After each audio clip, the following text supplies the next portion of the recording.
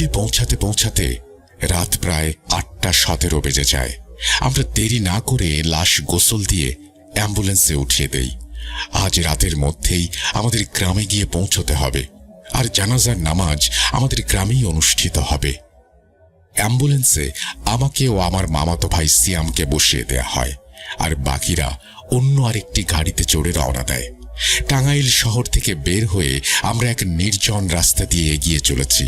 হঠাৎ ধুম করে একটা আওয়াজ হয়। ড্রাইভার গাড়ি থামিয়ে দেয়। আমরা অ্যাম্বুলেন্স থেকে নেমে লাশ ঠিকঠাক আছে কিনা দেখতে চাই। গাড়ির পেছনের দরজা খুলতেই দেখি লাশের মুখ থেকে কাপড় সরে গেছে। ড্রাইভার ও সিয়াম ভয়ে ভেতরে গিয়ে মুখটা ঢেকে দিতে নারাজ। বেগতিক কি আর করার, বাধ্য হয়ে আমাকেই ভিতরে যেতে হয়। লাশের কাছে গিয়েই দেখতে পাই মামার লাশের জায়গায় শুয়ে রয়েছে সামাদ জাদুকর। কর্কশ কণ্ঠে যেন বলে ওঠে, জুনায়েদ, প্রস্তুত হ। ব্যাক আপনাদের সবাইকে স্বাগত জানাচ্ছি আমি রাসেল। আশা করছি আপনারা সবাই ভালো আছেন, ভালোর দলে আছেন। আমিও ভালো আছি আর ভালোর দলে আছি। আমি জানি যে আমার মতো আপনারাও অপেক্ষা করছিলেন জুনায়েদ হুজুরের ঘটনার জন্য। আজকে আবারও সময় হয়েছে সেই ঘটনা পড়ে শোনানোর, কারণ আমরা হাতে পেয়েছি মোহাম্মদ ইয়াসিনের লেখা জুনায়েদ হুজুরের ঘটনা। যেভাবে লেখা আছে আমি সেভাবেই পড়ে শোনাচ্ছি। আসসালামু আলাইকুম রাসেল ভাই ও প্রিয় শ্রোতা বন্ধুরা, আশা করি আল্লাহর অশেষ রহমতে আপনারা সবাই ভালো আছেন এবং ভালোর দলেই আছেন। আমি মোহাম্মদ ইয়াসিন বলছিলাম গাজীপুরের কোনো একটি জায়গা থেকে।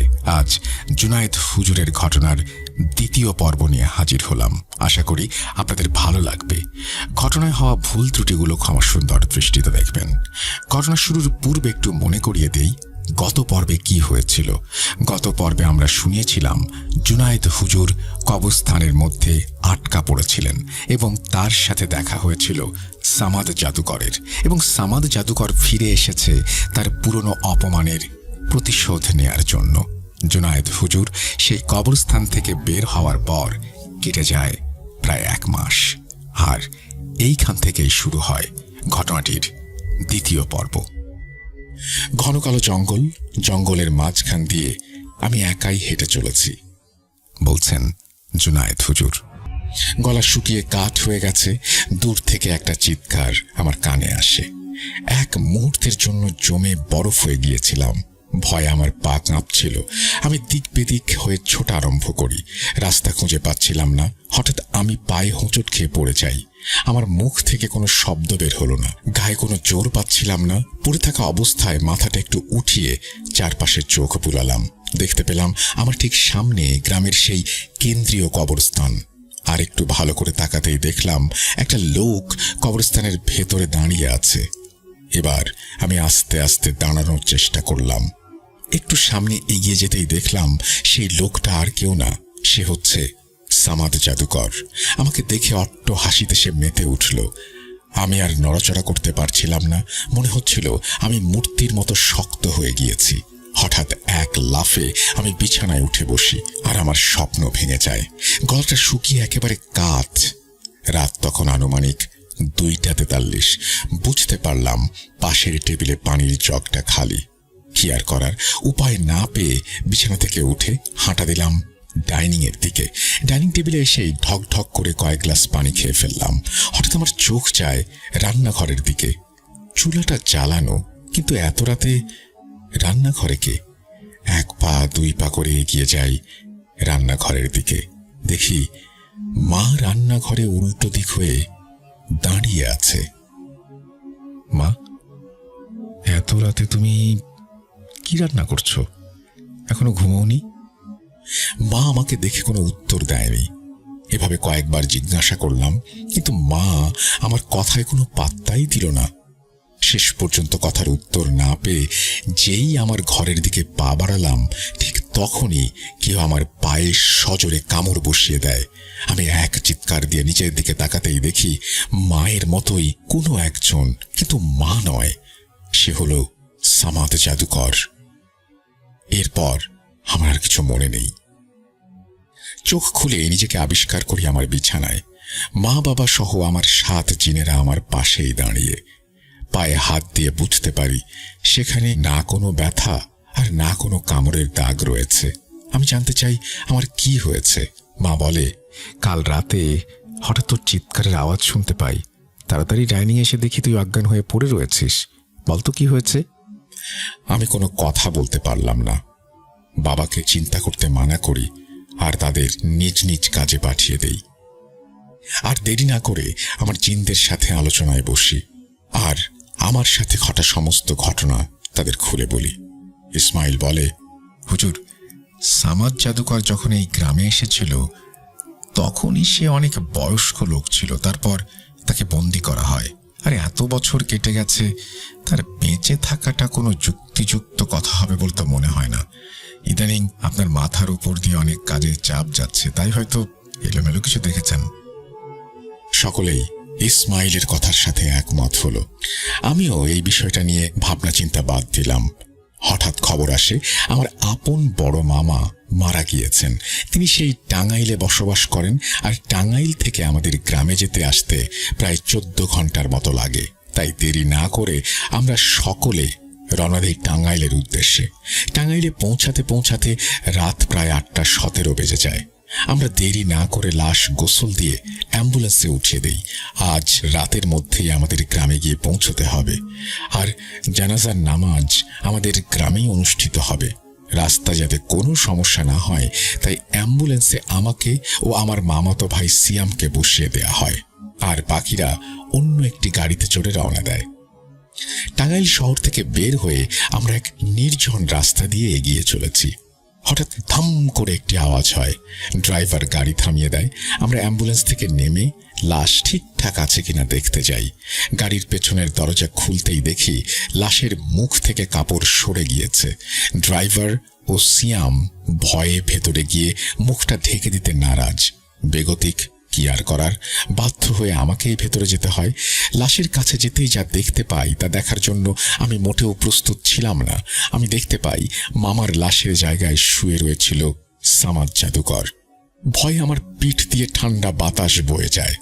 সামাদ জাদুকর রক্ত মাখা চোখ দিয়ে আমার দিকে তাকিয়ে রয়েছে। সে কর্কশ কণ্ঠে বলে উঠল, জুনায়েদ, প্রস্তুত হ, খুব শীঘ্রই তোকে এরকম লাশ বানিয়ে প্রতিশোধ নেব। এই বলে সে হাসি দিয়ে উঠল। আমি একটা চিৎকার দিয়ে গাড়ি থেকে নেমে আসি। সিয়াম আমাকে বলে, জুনায়েদ ভাই, কি হলো? তুমি এবার চিৎকার দিলে কেন? খারাপ কিছু দেখেছো নাকি? ওই আসলে বাতাসে কাফনের কাপড়টা নড়ে উঠেছিল, তাই আর কি একটু ভয় পেয়ে গিয়েছিলাম। হ্যাঁ, কাজ কর, তুই আর ড্রাইভার ভাই মিলে মুখটা ঢেকে দিয়ে, আমি এখানে আছি। আসলে আমি তাদের আসল কাহিনী বলিনি, যদি তারা ভয় পায়। সিয়াম বলে, আচ্ছা ঠিক আছে, কি আর করার, আমরা গিয়ে লাশের মুখটা না হয় ঢেকেই দিয়ে আসি। এই ঘটনাটি ঘটার পর থেকে বিষয়টা আমি আমলে নেই, কিন্তু এখন কিছুই করা যাবে না। আগে গ্রামে যাই, তারপর ইসমাইলের সাথে আলোচনায় বসতে হবে। জুনায়েদ হুজুর টাঙ্গাইল আসার পূর্বে তার জিনদের গ্রামেই রেখে আসেন, যার জন্য রাস্তায় এত সমস্যার মুখোমুখি হতে হয়েছিল। যাই হোক, কিছুক্ষণের মধ্যেই আমরা আবার রওনা দিই আমাদের গ্রামের উদ্দেশ্যে। আমি অ্যাম্বুলেন্সের জানালার পাশেই বসেছিলাম। রাত তখন 1:22। তন্দ্রায় হালকা একটু চোখটা বুজে আসছে। হঠাৎ আমার বাম কানে কেউ ফিসফিস করে বলছে, কিরে জুনায়েদ, চোখটা একটু খোল, জানালার বাইরে দেখ, তোর মৃত্যুর দূত চলে এসেছে। আমি চোখ আধো খোলা অবস্থায় জানালার বাইরে তাকালাম। দেখলাম আমাদের গাড়ির একই গতিতে একটা অবয়ব ভেসে চলেছে। ভালোভাবে তাকাতেই দেখতে পেলাম সামাদ জাদুকর। আমি চোখ বন্ধ করে আবার খুললাম। এইবার তাকাতে কাউকে দেখতে পেলাম না। আমি ভয়ে মনে মনে আয়াতুল কুরসি পড়া শুরু করলাম।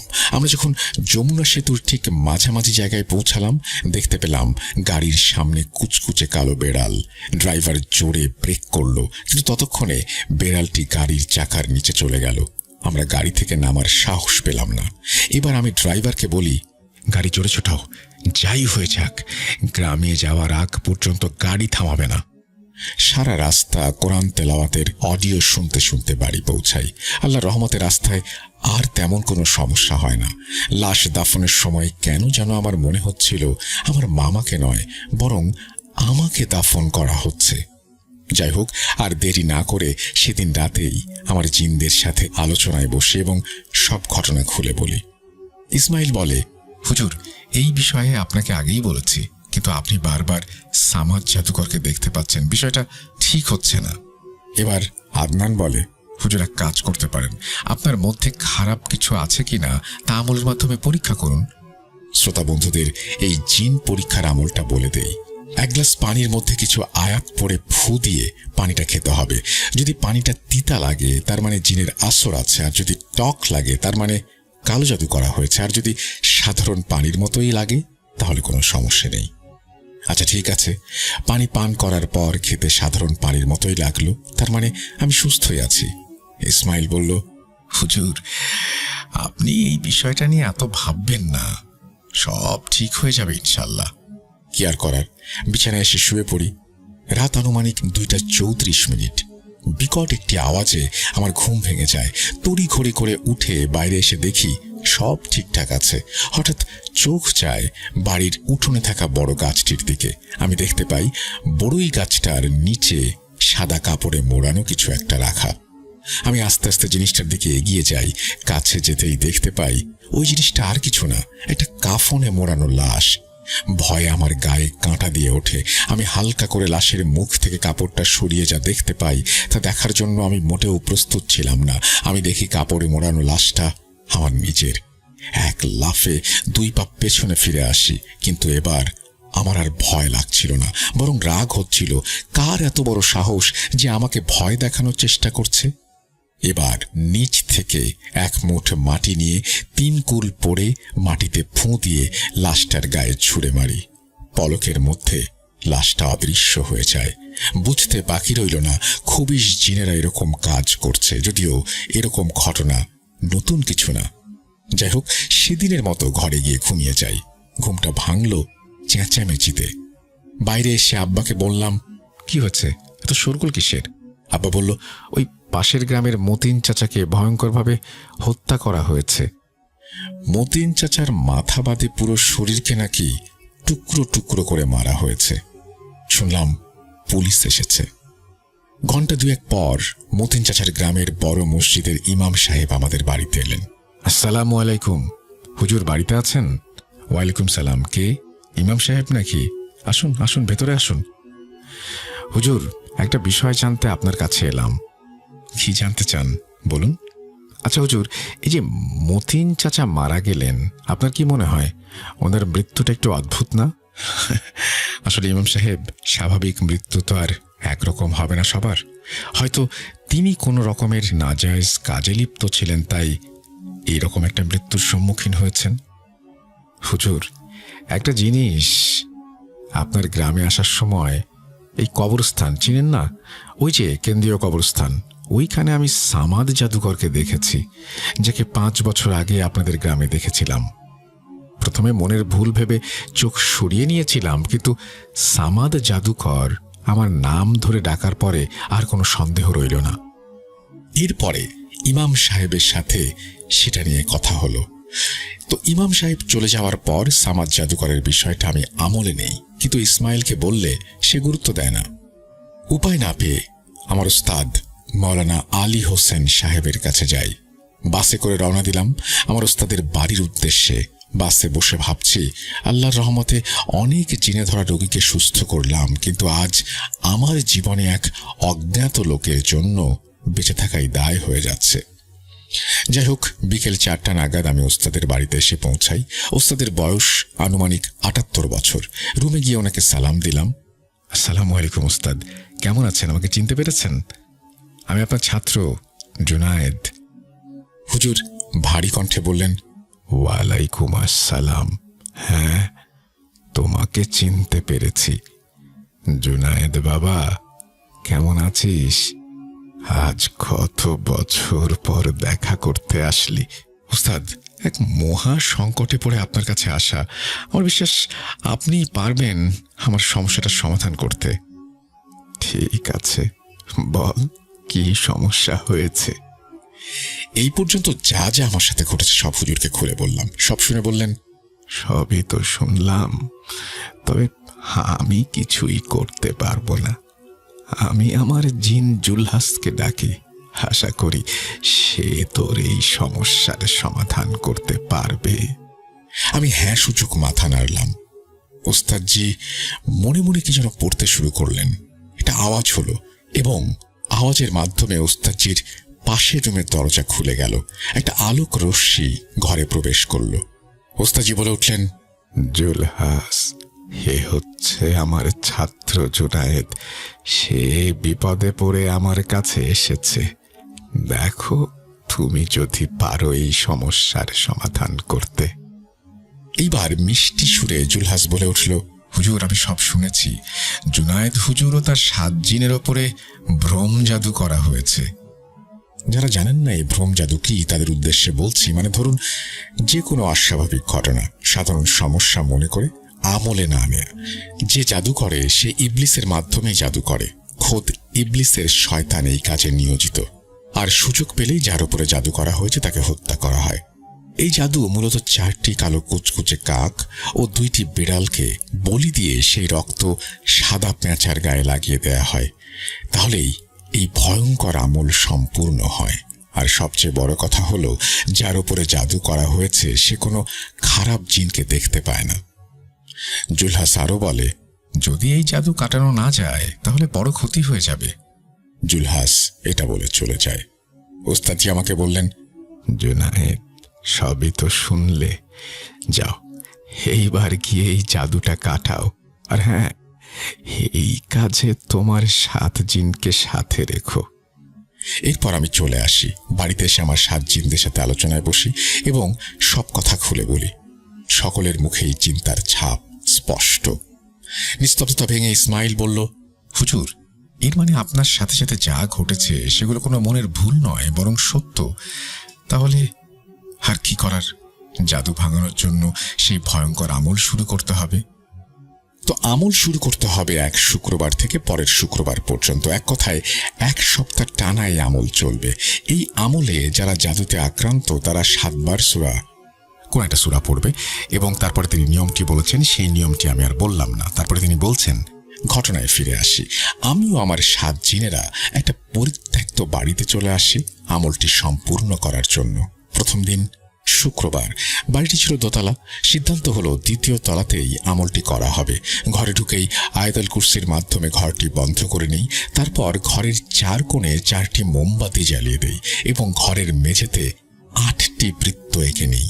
এরপর বৃত্তের মধ্যে বসেই আমরা সকলেই উচ্চ স্বরে তেলাওয়াত শুরু করি। 4 বার তেলাওয়াত করার পরে ঘরে থাকা সমস্ত মোমবাতি একসাথে নিভে যায়। ঘর তখন সম্পূর্ণ অন্ধকারে আচ্ছন্ন। আমি চোখ বন্ধ করে ফেলি। হঠাৎ সেই পুরনো চেনা এক কণ্ঠস্বর আমার কানে ফিসফিস করে বলে, তুই বাঁচতে পারবি না, সামাদ জাদুকর তোকে হত্যা করবেই। এই বলে সে হেসে ওঠে। আমি এইবার তাকে চিনতে পারি। সে হলো সেই কবরস্থানের কবরের জিন যেখানে আমি পড়ে গিয়েছিলাম। এইবার আমি সহ আমার জিনেরা তেলাওয়াত শুরু করি। 7 বার তেলাওয়াত করা শেষ। চোখ খুলতেই দেখতে পাই মোমবাতিগুলো ঠিক আগের মতোই জ্বলছে। সেদিন আর কিছু হয় না। 2য় দিন শনিবার। আজকের আমল হলো কোরআন খতম দেয়া। আমরা সকাল 7টায় আমল শুরু করি। আমল শেষ হতে হতে রাত 3টা বেজে গিয়েছিল। তো সারাদিন তেমন কোনো সমস্যা হয়নি, কিন্তু যেই রাত 11টা কি 12টা বাজে তখনই শুরু হয় আমার ওপর অমানসিক নির্যাতন। তেলাওয়াতের মাঝখানে একটা লম্বা লোহার পাইপ আমার পায়ের ওপরে পড়ে।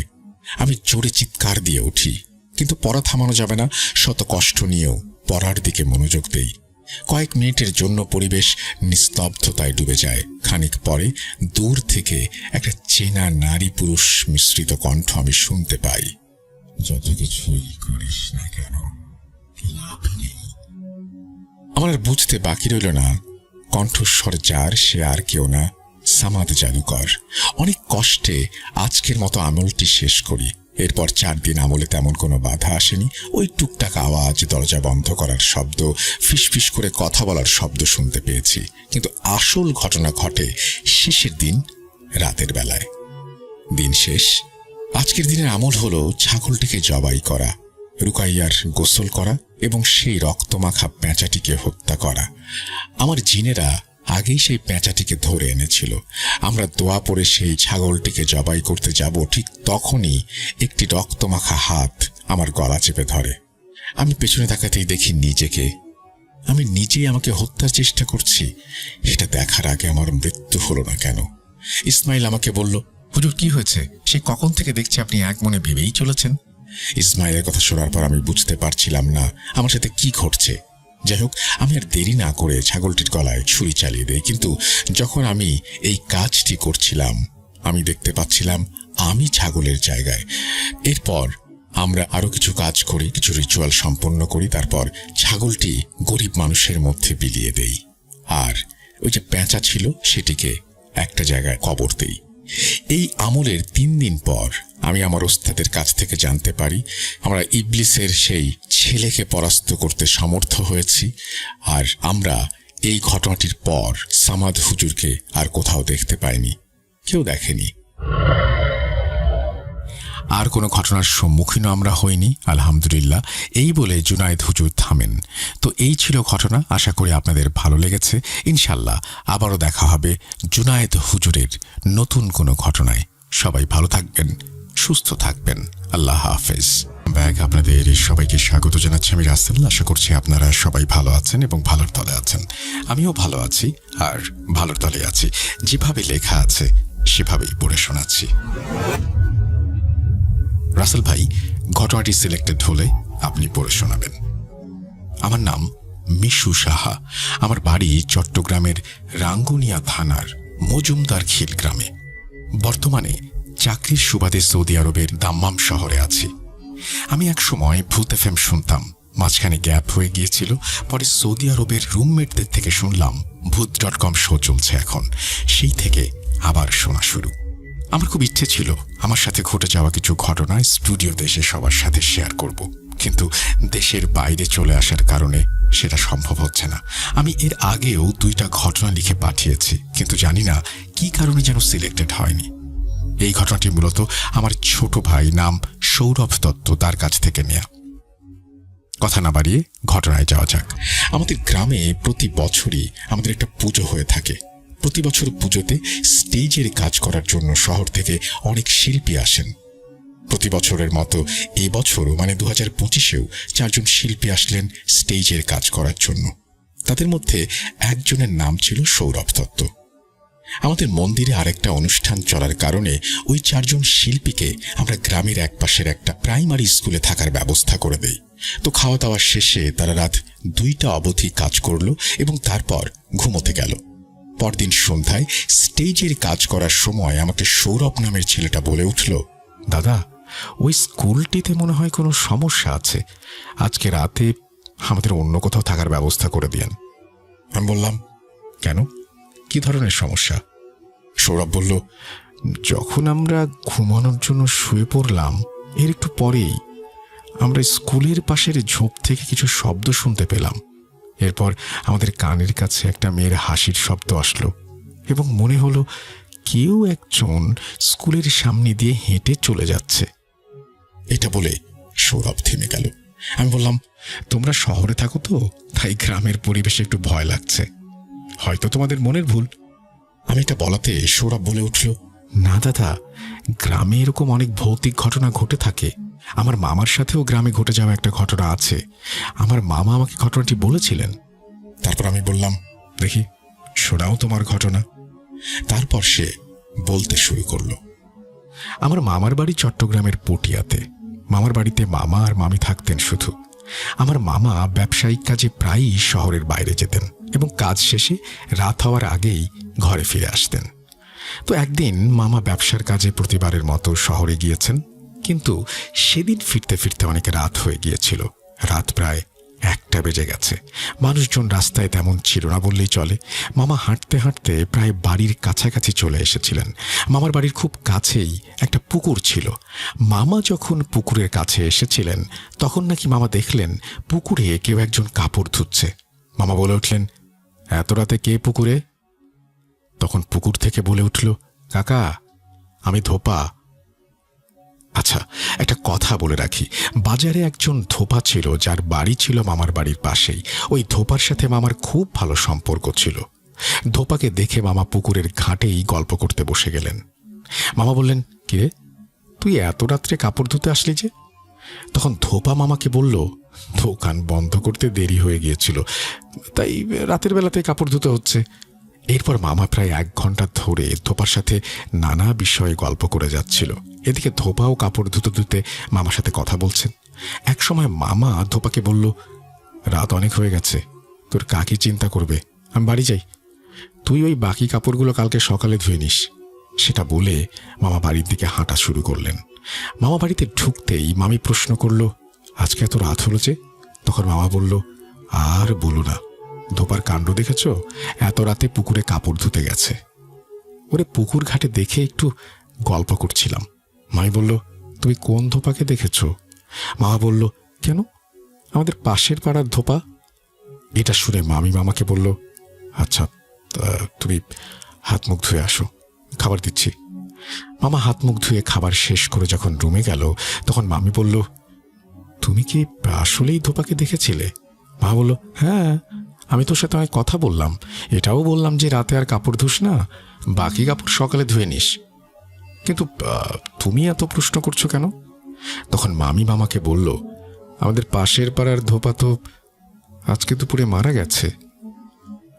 ও পুকুরে কাপড় ধুচ্ছে, তুমি ওর সাথে বসে কথা বলেছ, কিভাবে সম্ভব? এটা শোনার পর মামা তো হতভম্ব হয়ে গেল। ভয় নাকি মামার শরীরে ঘাম দিতে শুরু করলো।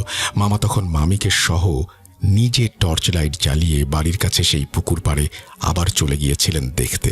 কিন্তু গিয়ে যা দেখলেন সেটা দেখার জন্য মামা মোটেও প্রস্তুত ছিলেন না। মামা এবং মামি দুজনেই দেখলেন পুকুর ঘাট সম্পূর্ণ শুকনো, কাপড় ধোয়ার কোনো চিহ্নই নেই।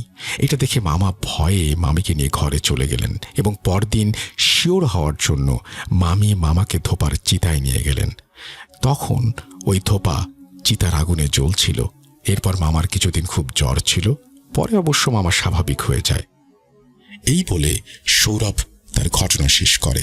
সৌরভের ঘটনা শুনে আমি ওকে বললাম, সত্যি বলতে, তোমরা যে স্কুলে গতকাল রাত্রে ছিলে, ওই স্কুলের আশেপাশে একটা মেয়েকে রাতের বেলা অনেকেই দেখেছে, কিন্তু তোমরা ভয় না পাওয়ার জন্য আমি এই কথাটা এড়িয়ে গিয়েছিলাম। স্কুলের পাশে হেঁটে যাওয়া এই মেয়েটির ঘটনা আমি আরেকদিন লিখে পাঠাবো। আমাদের গ্রামে আরো অনেক ভৌতিক কাহিনী আছে, সেগুলোও সময় করে লিখে পাঠাবো। আজকের মতো বিদায় নিচ্ছি।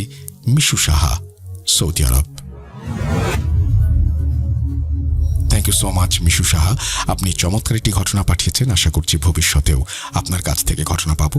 আরও ভালো লাগলো আপনি চমৎকারভাবে লিখেছেন ঘটনাটি। আশা করছি ভবিষ্যতেও আপনি লিখবেন আমাদের। আমরা চলে যাব আমাদের পরবর্তী ঘটনায়। ওয়েলকাম ব্যাক, আপনাদের সবাইকে স্বাগত জানাচ্ছি আমি রাসেল। আশা করছি আপনারা সবাই ভালো আছেন এবং ভালোর তলে আছেন। আমিও ভালো আছি আর ভালোর তলে আছি। পুরনো একটা বছর চলে যায়, আসে নতুন বছর নতুন প্রত্যাশা নিয়ে। আমি চাই নতুন বছরে আপনাদের প্রত্যাশাগুলো পূরণ হোক। নতুন একটা ঘটনায় যাব, আশা করছি ভালো লাগবে আপনাদের। যেভাবে লেখা আছে আমি সেভাবেই পড়ে শোনাচ্ছি। কিছু ঘটনা আছে যা আমাদের শুধুই ভয় দেখায় না, বুকের ভেতর একটা গভীর ক্ষতও তৈরি করে। আজকের ঘটনাটা ঠিক তেমনই। এই ঘটনাটি আমার পরিচিত এক আঙ্কেলের, আকরাম আঙ্কেলের পরিবারের। অর্থাৎ বুঝতেই পারছেন, আজকের এই ঘটনাটি পাঠিয়েছেন সিফাত আলম, সংগ্রহ করেছেন তিনি এই ঘটনাটি আকরাম আঙ্কেলের কাছ থেকে। তারপরে তিনি লিখছেন, আঙ্কেল বার্ধক্যজনিত কারণে কিছুটা অসুস্থ থাকায় গত সপ্তাহে আমি আঙ্কেলের সাথে দেখা করতে গিয়েছিলাম। তিনি সাধারণত খুবই হাসি খুশি একজন মানুষ, কিন্তু সেদিন তাকে খুব চুপচাপ আর চিন্তিত দেখেছি। তার মায়ের বাড়ি তার সন্তানেরা ভাগাভাগি করে নিচ্ছে, কিন্তু এতে তো তার চিন্তা করার কিছু নেই। অনেকক্ষণ পর আমার বারবার জিজ্ঞেস করার ফলে তিনি একটা দীর্ঘশ্বাস ফেলে তার পরিবারের সেই পুরনো কালো অধ্যায়ের কথা বলতে শুরু করেন। কথা বলার সময় তার গলার স্বরটা বারবার ভারী হয়ে আসছিল। দেশভাগের পর পাওয়া একটা পুরনো দোতলা বাড়ি, যার পেছনের অংশে ছিল এক রহস্যময় জগৎ, একটা তালাবন্ধ দরজা যার ওপারে কি আছে সেই কৌতূহল প্রজন্মের পর প্রজন্মকে তাড়া করে ফিরেছে। কিন্তু সেই কৌতূহলের দাম জীবন দিয়ে শোধ করতে হতে পারে তা হয়তো আঙ্কেলের পরিবার কল্পনাও করেনি। ঘটনাটি শোনার পর তার চিন্তার কারণ বুঝতে আর বাকি রইল না। মূল ঘটনায় যাবার আগে ঘটনার ভেতরের ভুল ত্রুটিগুলোর জন্য আমি ক্ষমা চেয়ে নিচ্ছি। চলুন প্রবেশ করি মূল ঘটনায়। কিছু ঘটনা আমাদের পূর্বপুরুষদের সঙ্গে এমনভাবে জড়িয়ে থাকে যার প্রভাব বংশধরদের জীবনকেও প্রভাবিত করে। ঠিক এমনই একটি ঘটনা আমার সঙ্গে শেয়ার করেছেন আমার এক আঙ্কেল, আকরাম আঙ্কেল। আমার পূর্বপুরুষেরা যখন দেশভাগের পর সব কিছু হারিয়ে নিজেদের নতুন দেশে অর্থাৎ ভারত পাকিস্তান ভাগ হলে পূর্ব পাকিস্তানে ফিরে এলেন, তখন আমার দাদা দাদি ভারতের সমস্ত সম্পত্তির বিনিময়ে 2 একর জমি আর একটি দোতলা বাড়ি পান। বাড়িটা বেশ বড় আর খোলামেলা ছিল। বাড়িটার গঠন এমন ছিল যে নিচতলায় 3টি বড় বড় ঘর। আমার দাদি উঠোনে রান্না করতেন। রান্নাঘরের পেছনে একটা খালি জায়গা ছিল যেখানে কয়েকটি গাছ আর একটা উঠানও ছিল। তার উল্টো দিকে একটা দালান, দালানের মাঝখানে একটা পানির কূপ যেখানে বাড়ির ব্যবহারের সব পানি জমানো থাকতো। ওপরের তলায় 2টো ঘর ছিল আর বাকি জায়গাটা খালি রাখা হয়েছিল। বাড়িতে নিচ তলাটাই বেশি ব্যবহার করা হতো, বিশেষ করে গরমকালে ছাদে ঘুমানোর জন্য বাড়িটা খুব কাজে লাগতো। বোঝা যাচ্ছিল এটা কোনো হিন্দু পরিবারের বাড়ি ছিল। বাড়িটা পরিষ্কার পরিচ্ছন্ন করতেই প্রায় 1 সপ্তাহ লেগে গেল। বাড়িটা এতই জীর্ণ আর নোংরা ছিল যে বলার মতো না। আমাদের দাদির হাতও বাড়িটি পরিষ্কার করতে গিয়ে কেটে ছিঁড়ে একাকার হয়ে গিয়েছিল। তবুও বাড়িটা যেন পরিষ্কার হতেই চাইছিল না। পরিষ্কার করতে করতে দাদি রান্নাঘরের পেছনে বাগানের দিকে গেলেন, যেখানে গাছের পাতা আর ময়লার স্তূপ জমেছিল। ওই জায়গাটা পরিষ্কার করা খুব কঠিন কাজ, কিন্তু আমাদের দাদি খুবই পরিশ্রমী ছিলেন আর পরিষ্কার পরিচ্ছন্নতা ভীষণ পছন্দ করতেন। সেই জায়গাটা পরিষ্কার করতে গিয়ে দাদির শারীরিক অবস্থা খারাপ হতে শুরু করলো। মনে হচ্ছিল গাছের নিচে এক কোণায় আবর্জনা ফেলে রাখা হয়েছে যা পচে গলে যাচ্ছিল। দাদির জন্য সেখানে দাঁড়ানোটা খুব কঠিন হয়ে পড়েছিল, কিন্তু পরিষ্কার তো করতেই হবে। দাদি নাকে কাপড় বেঁধে পরিষ্কার করতে শুরু করলেন, কিন্তু এক কোণা পরিষ্কার করতেই হঠাৎ তার মাথায় তীব্র ব্যথা শুরু হলো। এই অবস্থায় কাজ করাটা তার জন্য একদম অসম্ভব হয়ে পড়ল। তাই দাদি কাজ ছেড়ে ভেতরে চলে আসেন। পরের দিন যখন তিনি আবার পরিষ্কার করতে গেলেন এবং গাছের নিচে জমা পাতাগুলো এক জায়গায় সরাচ্ছিলেন, তখন মাটি থেকে যেন গরম ভাপ উঠতে শুরু করলো। দাদি তখন খালি পায়ে পরিষ্কারের কাজে মগ্ন ছিলেন, ফলে সেই গরমের আঁচটা তিনি খুব তীব্রভাবে অনুভব করলেন, ঠিক যেন আগুনের ওপর পা রেখেছিলেন তিনি। দাদি সঙ্গে সঙ্গে জুতো পরে নিয়েছিলেন, কিন্তু যখনই তিনি আবার গাছগাছালির নিচে এলেন তখন হঠাৎ তার মাথায় প্রচণ্ড ব্যথা শুরু হলো, যা সহ্য করার মতো ছিল না।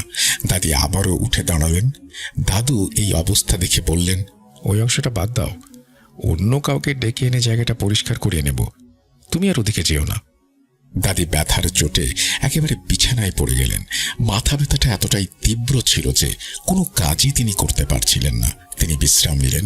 একটু ভালো বোধ করতেই তিনি আবার বাড়ির কাজে লেগে গেলেন। শেষ ঘরটা পরিষ্কার করার সময় দাদি কিছু অদ্ভুত জিনিসপত্র পেলেন। তিনি জিনিসগুলো দাদাকে দেখালেন। সেগুলো একটা বন্ধ সিন্দুকের মধ্যে রাখা ছিল। ওপর কয়েকটি পুরনো শাড়ি ছিল, কিন্তু শাড়িগুলো সরাতেই 2টো বই, একটা ভাঙা কাচের ত্রিভুজাকৃতির টুকরো আর একটা মাটির হাঁড়ি পাওয়া গেল। দাদি দাদাকে জিজ্ঞেস করলেন, এই জিনিসগুলো দিয়ে কি করা যায়? কারণ এগুলো তো ব্যবহারের যোগ্য নয়। দাদা বললেন, ওই কাঁচের টুকরোটা ফেলে দাও, যাতে কারো হাত পা না কাটে, আর বাকি জিনিসগুলো সিন্ধুকে ভরে ঢেকে রেখে দাও। দাদি বই 2টো রাখতে চাইলেন না, কারণ ওগুলো তার কাছে একটু অদ্ভুত লাগছিল। কিন্তু দাদা বললেন, এখন রেখে দাও, পরের সময় হলে দেখবো কি করা যায়। দাদা যেমনটা বলেছিলেন তেমনটাই করা হলো। ওই ত্রিকোণাকৃতির কাঁচের টুকরোটা আবর্জনার স্তূপে ফেলে দেয়া হলো, আর বাকি জিনিসপত্র সিন্দুকটাতে রেখে দেয়া হলো। পরের দিনই দাদা বাইরে থেকে মজুর নিয়ে এলেন, যাতে তাদের দিয়ে বাইরের জায়গাটা পরিষ্কার করানো যায়। কিন্তু বেশিক্ষণ লাগলো না, তাদের দুজনের অবস্থাও দাদির মতো হয়ে গেল। তারা ভেতরে চলে এলো আর বলল তাদের মাথায় প্রচণ্ড যন্ত্রণা শুরু হয়েছে, আর যে জায়গাটা তারা পরিষ্কার করছিল সেইখানটা নাকি ভীষণ গরম গরম লাগছে তাদের। দাদার কাছে ব্যাপারটা খুবই আশ্চর্যজনক লাগলো, কারণ তখন শীতকাল, পায়ে জ্বালা আর গরম লাগার কোনো কারণই তিনি পাচ্ছিলেন না। কিন্তু জায়গাটা পরিষ্কার করাতেই হতো, কারণ সেখানে জমে থাকা আবর্জনার গন্ধ বাড়ির ভেতরেও ছড়িয়ে পড়েছিল। পরের দিনও একই ঘটনা ঘটল। আরও কয়েকজন শ্রমিক এলো এবং তাদেরও একই রকম অসুস্থতা দেখা দিল। এখন দাদাও চিন্তিত হয়ে পড়লেন, এই জায়গায় এমন কি আছে যে কেউ কাজ করতে পারছে না। এই ছোটখাটো ঝামেলার মধ্যেই দিন কেটে গেল। রাতে যখন দাদি বাচ্চাদের খাওয়াচ্ছিলেন, তখন হঠাৎ কিছু শব্দ শুনতে পেলেন, যেন কেউ জোরে জোরে কোনো ধাতব জিনিস দিয়ে মাটি খুঁড়ছে।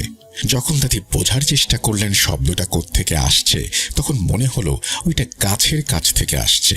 মোমবাতি আলোয় তিনি দেখলেন গাছের নিচে দুটো ছায়ামূর্তি মাটিতে হাত বুলিয়ে কিছু একটা করছে।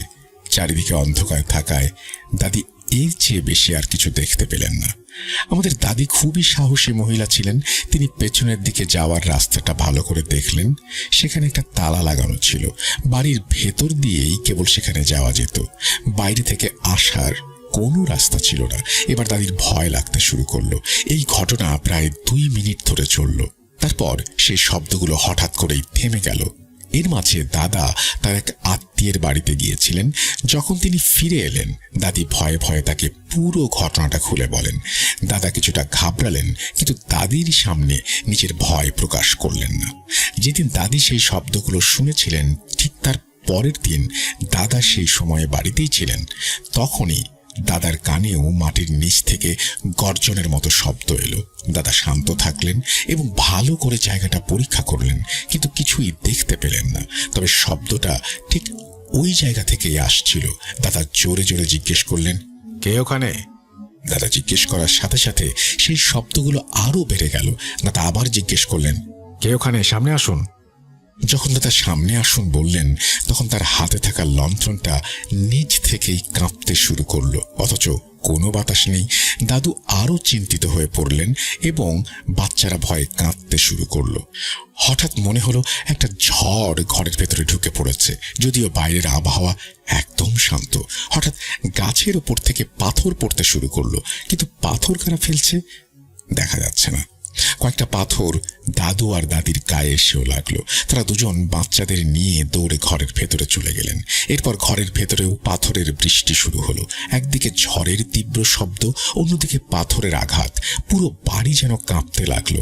শব্দ এতটাই তীব্র ছিল যে কানে তালা লেগে যাওয়ার জোগাড়। দাদি কোরআন মজিদ নিয়ে এলেন এবং জোরে জোরে সূরা বাকারা তেলাওয়াত করতে শুরু করলেন।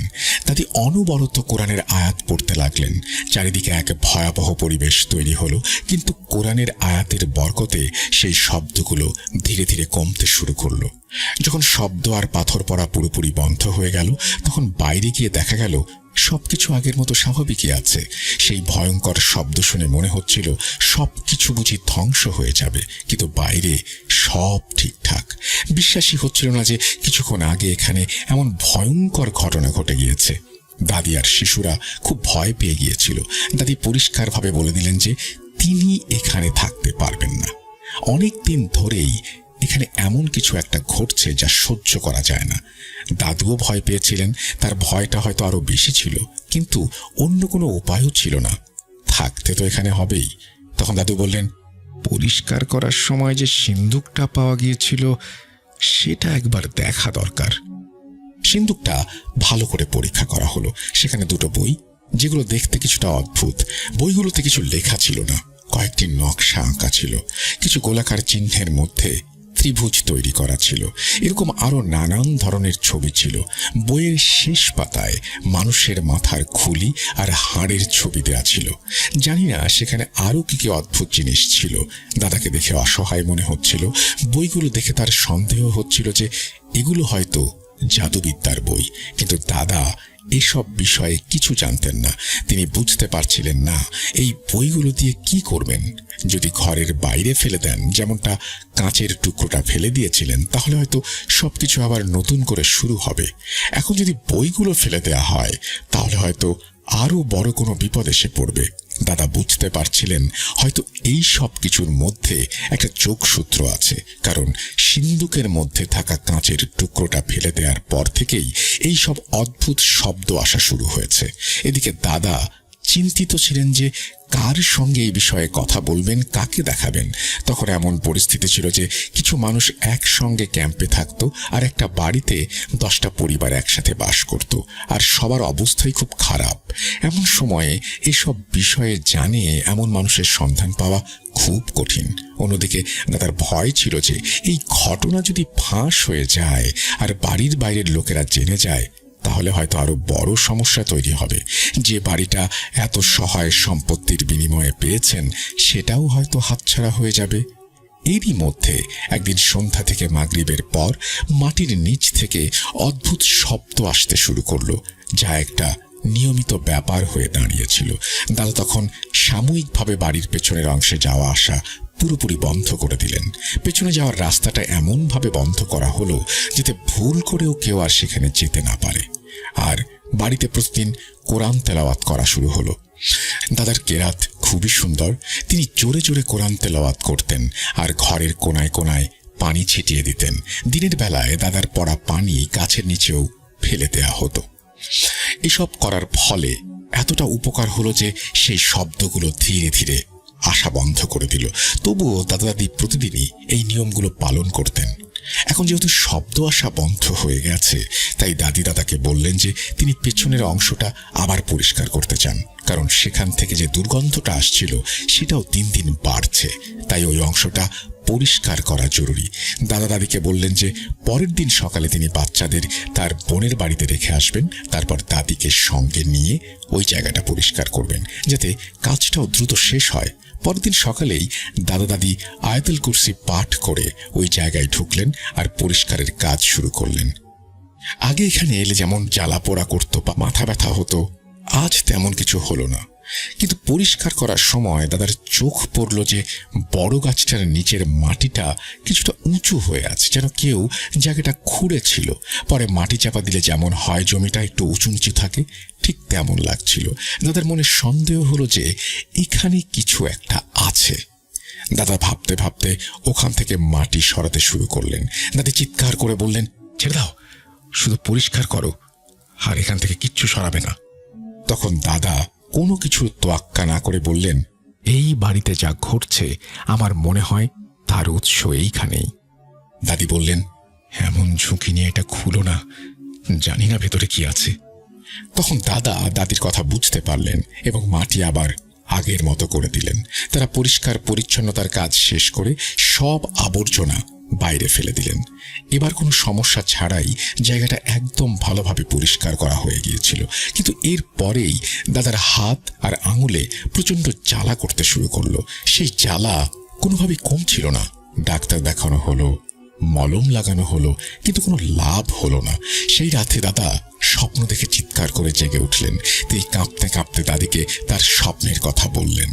জানালেন যে স্বপ্নে তিনি দুটো বিশাল আকৃতির কাউকে দেখেছেন। তারা রেগে গিয়ে দাদার উপরে চিৎকার করে বলছিল, তোমার সাহস কি করে হলো আমাদের জায়গায় খোঁড়াখুড়ি করার? আমরা এই ধন সম্পদের পাহারায় নিযুক্ত আছি। আবার যদি কেউ এখানে কোনো কিছু খোঁজার চেষ্টা করে, তাহলে পরিণতি ভালো হবে না। এখন তো শুধু হাতে জ্বালা করছে, এরপরে এমন কাণ্ড ঘটাবো যে কেউ নিজের মুখ দেখানোর মতো পরিস্থিতিতেও থাকবে না। ভয়ে দাদার হাত পা কাঁপছিল। দাদি তাকে পানি খাওয়ালেন আর মুখে পানির ছিটা দিলেন। দাদা অনেক কষ্টে নিজেকে সামলে নিলেন আর দাদিকে বললেন, এই কথা যেন বাড়ির বাইরের কেউ জানতে না পারে, আর পেছনের ওই জায়গায় যেন আর কেউ না যায়। দাদা দাদি দুজনেই বুঝতে পারলেন যে গাছের নিচে কোনো কিছু লুকোনো আছে, আর তার পাহারায় হয়তো জিন নিযুক্ত করা হয়েছে। দাদা পেছনের দরজায় একটা বড় তালা লাগিয়ে দিলেন, সেখানে যাতে আর কেউ না ঢুকতে পারে। আর সিন্দুকের সেই বইগুলো আবার সিন্দুকের ভেতরে বন্ধ করে দোতলায় রেখে দিলেন। 5 ওয়াক্ত নামাজের পাশাপাশি অন্য সময়েও সতর্কতা অবলম্বন করা শুরু হলো। মাগরিবের পর মাটির নিচ থেকে সেই শব্দগুলো আসতই, কিন্তু আগের মতো তীব্র ছিল না। দাদার হাতের জ্বালা পোড়াও ধীরে ধীরে কমতে শুরু করলো। দাদাদি বেশ কিছুদিন ওই দোতলা বাড়িটিতে থাকলেন, কিন্তু আর কেউ সেই তালা খোলা বা সিন্দুক থেকে কোনো জিনিসপত্র বের করার সাহস পেল না। সময় কেটে গেল। দাদার 6 সন্তান বড় হয়ে গেল। 3 ছেলে বিদেশে স্থায়ী হলো।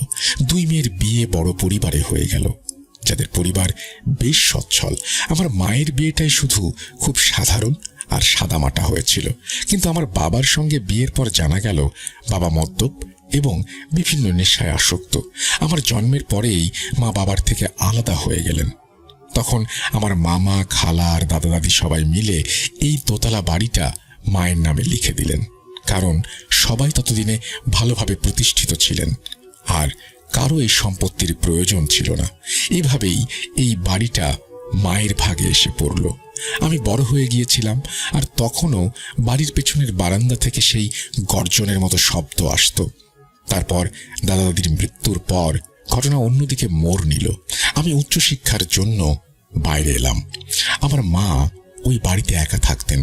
ততদিনে পূর্ব পাকিস্তানের নাম বাংলাদেশে পরিবর্তিত হলো, আর ততদিনে আমরা এই শব্দগুলোর সঙ্গে এতটাই অভ্যস্ত হয়ে গিয়েছিলাম যে মাগরিবের আজানের পর আমরা নিজেরাই এই শব্দগুলোর জন্য অপেক্ষা করতাম।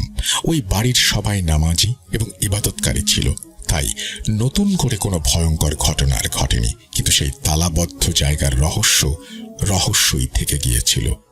মা প্রায়ই বলতেন ওই সিন্ধুকের বইগুলোর আসল রহস্য কি, আর সেখানে কি ধরনের সম্পদ লুকানো আছে। মা তার সময়ের তুলনায় বেশি পড়াশোনা জানা এবং ভালো একটি সরকারি চাকরিতে কর্মরত ছিলেন। আমাদের জীবনযাপন খুব ভালোভাবে চলছিল, কোনো কিছুর অভাব ছিল না। আমি মায়ের সঙ্গে একই বাড়িতে থাকতাম, কিন্তু মায়ের সেই কৌতূহলী মন, ওই রহস্য উদ্ঘাটনের চিন্তা আমাকে খুব ভাবাতো। আমি ভয়ে ভয়ে থাকতাম, ওরা আবার আমার মায়ের কোনো ক্ষতি করবে না তো। আমি প্রতিবারই মাকে বলতাম, মা আপনি কিন্তু তালা খুলবেন না, সিন্ধুকও না। মা বলতেন, আরে আমি কি ছোট বাচ্চা নাকি। একদিন আমি পড়াশোনার কাছে বাইরে ছিলাম, তখন আমাদের পাশের বাড়ির এক প্রতিবেশীর ফোন থেকে জানতে পারলাম যে মা অসুস্থ হয়ে পড়েছেন। আমি খুব চিন্তিত হয়ে বাড়ি ফিরে দেখি মা হাসপাতালে ভর্তি। ডাক্তাররা বললেন মায়ের হিট স্ট্রোক হয়েছে। সবাই দোয়া করতে লাগলো যেন মা সুস্থ হয়ে ওঠেন। আমার খালাও ততক্ষণে এসে পৌঁছেছেন। আমার বারবার মনে হচ্ছিল হয়তো আমারই ভুল ছিল, এইভাবে মাকে একা রেখে যাওয়াটা আমার মোটেও উচিত হয়নি।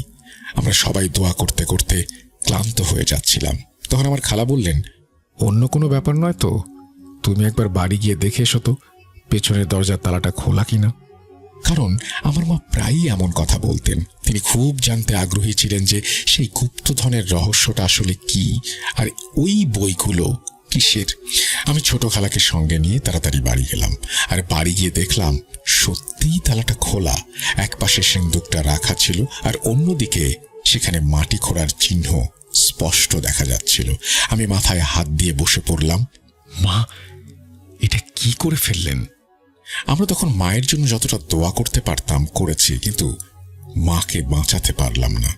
মা সেই অবস্থাতেই আমাদের ছেড়ে চলে গেলেন। আমি জানি না মা কতটা খুঁড়েছিলেন, কারণ আমি ভয়ে আর ওই জায়গায় কখনোই যাইনি। আমাদের সবারই বিশ্বাস ছিল যে ওটা হিট স্ট্রোক ছিল না, বরং ওই জায়গার অশুভ প্রভাব আর সেই জিনগুলোই আমার মায়ের প্রাণ কেড়ে নিয়েছে। আমাদের বাড়িতে যেন একটা ঝড় বয়ে গেল। মায়ের জানাজা হলো, আর আমি একদম একা হয়ে গেলাম। কিন্তু বাড়িটা ঠিক আগের মতোই রইল। আমার মা যা বুঝতে চেয়েছিলেন তার বুঝে যেতে পারলেন না। শেষ পর্যন্ত সেখানে কি ছিল আর ওই বইগুলো আসলে কিসের কিছুই জানা গেল না। কিন্তু এখন হয়তো সময় এসেছে এই রহস্য উদ্ঘাটনের।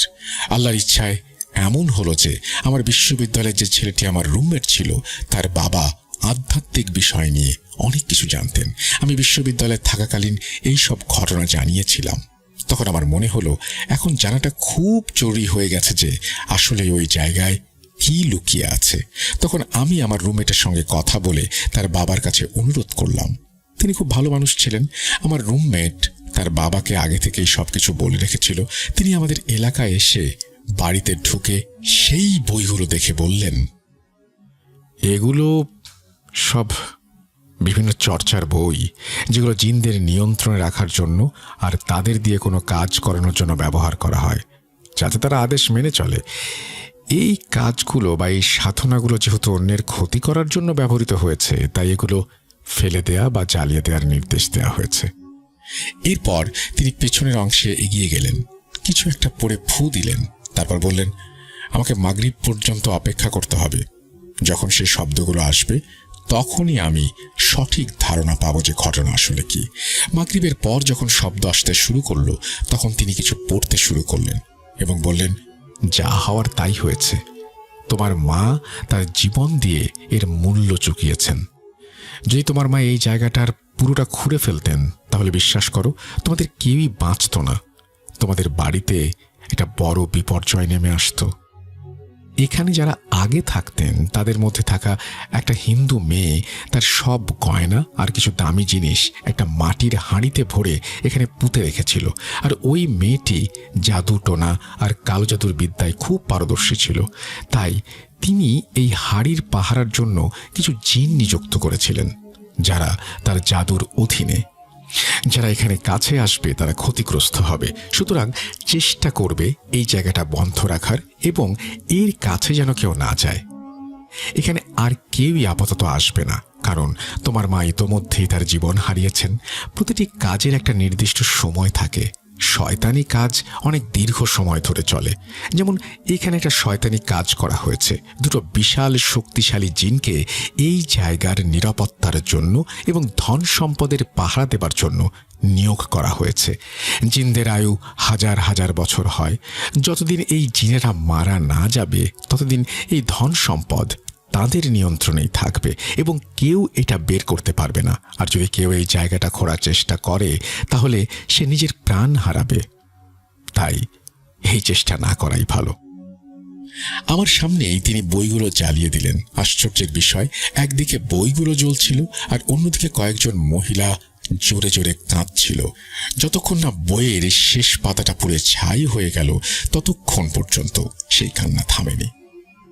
আমরা ভয়ে পাথর হয়ে দাঁড়িয়ে আয়াতুল কুরসি পড়ছিলাম। এরপর তিনি বড় বড় পেরেক নিয়ে ঘরের প্রতিটি কোণে গেঁথে দিলেন, যাতে অশুভ শক্তি যা কিছু আছে সব ওই অংশেই সীমাবদ্ধ থাকে আর বাড়ির এদিকে আসতে না পারে। তারপর তারা ওই কাজগুলোর চারপাশে একটা বেড়া তৈরি করে দিলেন, যাতে কেউ সেগুলোর কাছে যেতে না পারে। এখন যেহেতু আমাদের সবার কাছে সত্যটা পরিষ্কার হয়ে গিয়েছে, তাই আমার তিন মামা বললেন, ওই বাড়িটা বন্ধ করে দাও, ওখানে কেউ যাবে না। সেই থেকে ওই বাড়ি আর সেই পুরনো ঘরটাতে বড় বড় তালা ঝুলিয়ে দেওয়া হয়েছে। মায়ের মৃত্যুর পর আমাদের আর কেউই সেই তালা খোলার সাহস করেনি। আর বাড়িটা আজও আগের মতোই আছে, কিন্তু এখন আর কারো জীবন উৎসর্গ করার ঝুঁকি নেওয়া যাবে না। আমি জানি না ওই মহিলা কি ধরনের জাদু করেছিল, সে আদৌ জীবিত ছিল কিনা তাও জানা নেই, কিন্তু তার কাজ আজও আমাদের জীবনে এক জ্বলন্ত জীবন্ত আতঙ্ক হয়ে আছে।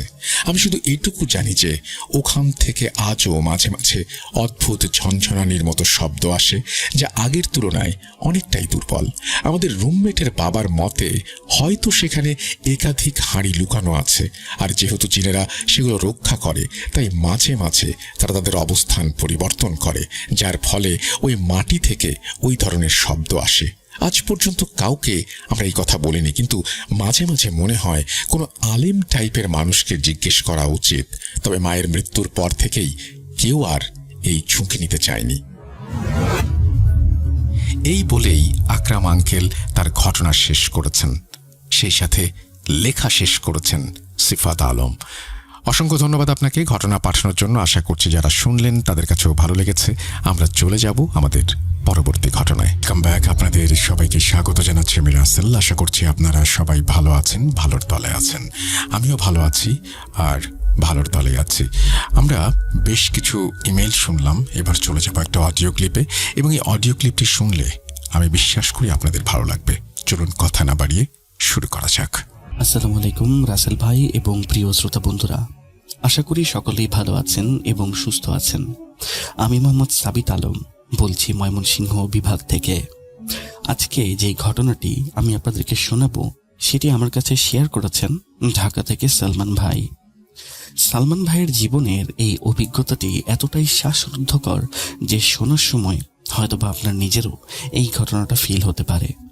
তাই চলুন আর দেরি না করে সরাসরি চলে যাব মূল ঘটনায়। আমি সালমান ভাইয়ের জবানিতেই সম্পূর্ণ বিষয়টা আপনাদের সামনে তুলে ধরছি, তবে বর্ণনার সুবিধার্থে আমি ওনার কথাগুলো আমার ভাষাতেই সাজিয়ে বলছি। সালমান ভাইয়ের সাথে এই ঘটনাটি ঘটেছিল 2016 সালে। স্থান ছিল আমাদের এই কোলাহলপূর্ণ ঢাকা শহর। সেই সময়ে ওনার বয়স ছিল বড়জোর 20 বছর। একটা টকবগে তরুণ, যার চোখে ছিল পৃথিবীকে জয় করার নানান স্বপ্ন। কিন্তু সেই বয়সে ওনার এবং ওনার পরিবারের উপর দিয়ে যে ঝড়টা বয়ে গেছিল তা বোঝার জন্য আমাদেরকে সময়ের কাঁটা একটু পেছনের দিকে ঘোরাতে হবে। কারণ পরবর্তীতে ওনাদের সাথে যে ভয়ঙ্কর ঘটনাগুলো ঘটেছিল তার শেকড় প্রথিত ছিল অনেক পুরাতন এক অতীতে। সালমান ভাই আমাকে বলেছিলেন, জ্ঞান হবার পর থেকেই উনি দেখতেন যে ওনারা পুরাতন ঢাকায় ওনার দাদা বাড়িতেই থাকতেন। আপনারা যারা পুরাতন ঢাকা চেনেন তারা নিশ্চয়ই জানেন সেখানকার পরিবেশটা কেমন হয়।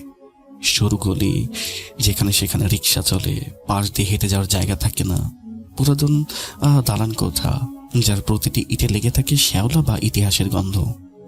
ওনাদের দাদা বাড়িটি ছিল ঠিক এমন। দেয়ালের প্লাস্টারগুলো খসে পড়া লাল ইট বেরিয়ে যাওয়ার মতো। ছাদের কার্নিশে সবসময় এক ঝাঁক কবুতর বাকবাকুম করত। মহল্লার পরিবেশটা ছিল এমন যে সকালে ঘুম ভাঙতেই রাস্তার হকারদের ডাকে মাথা যেন গুলিয়ে যেত। কিন্তু এক অদ্ভুত মায়া ছিল সেই পরিবেশে। কিন্তু সেই মায়ার আড়ালে ছিল একটা চাপা কষ্ট। ওনাদের সেই বাড়িটা ছিল দুতলা। নিচতলায় দাদা দাদি থাকতেন আর ওপরের তলায় থাকতেন সালমান ভাইয়ের বাবা এবং ওনার বাকি দুই ভাই, অর্থাৎ সালমান ভাইয়ের দুই চাচা। 51বর্তী পরিবার। ভাই বোনদের মধ্যে সালমান ভাই সবার বড়, তারপর ওনার ছোট ভাই এবং সবার ছোট ওনার বোন। ওনার আব্বু ছিলেন একজন ডাক্তার। একটি সরকারি হাসপাতালে উনি কর্মরত ছিলেন। ডাক্তার মানুষ, তাই স্বভাবতই উনি ছিলেন অত্যন্ত নিয়মনিষ্ঠ। ওনার কাছে জীবনের সবকিছুর একটা নির্দিষ্ট ছক ছিল।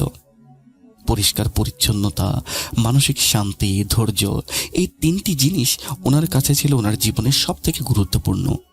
অন্যদিকে সালমান ভাইয়ের আম্মু ছিলেন একেবারেই ভিন্ন। উনি ছিলেন মাটির মতো নরম মনের মানুষ।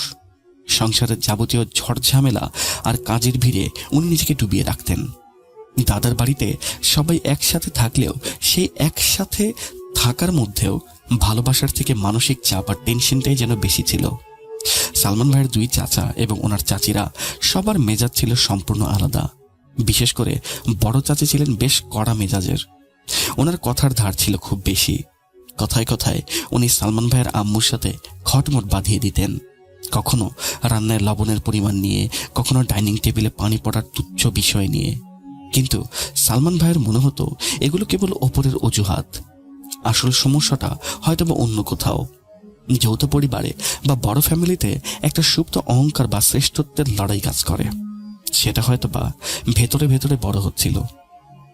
সালমান ভাইয়ের আব্বু প্রায় হাসপাতাল থেকে ডিউটি করে ক্লান্তি হয়ে ফিরতেন। বাসায় ফিরে যখনই আম্মু থমথমে বা চোখের কোণে পানি দেখতেন তখন উনি একদম চুপ হয়ে যেতেন। ডাক্তার মানুষ, সারাদিন রোগী দেখে কষ্ট করেছেন। দিন শেষে সালমান ভাইয়ের আম্মু অর্থাৎ নিজের স্ত্রীর চোখে পানি দেখার ক্ষমতা হয়তো ওনার ছিল না। সালমান ভাই অনেকবার রাতে লক্ষ্য করেছেন ওনার আব্বু রাতে খাবার শেষ করে উঠোনে একা একা এমনভাবে বসে থাকে যেন কোনো বিশাল সিদ্ধান্তের ভার ওনার মাথায় চাপিয়ে দেওয়া হয়েছে। উনি হয়তো মনে মনে কোনো সমাধানের পথ খুঁজতেন।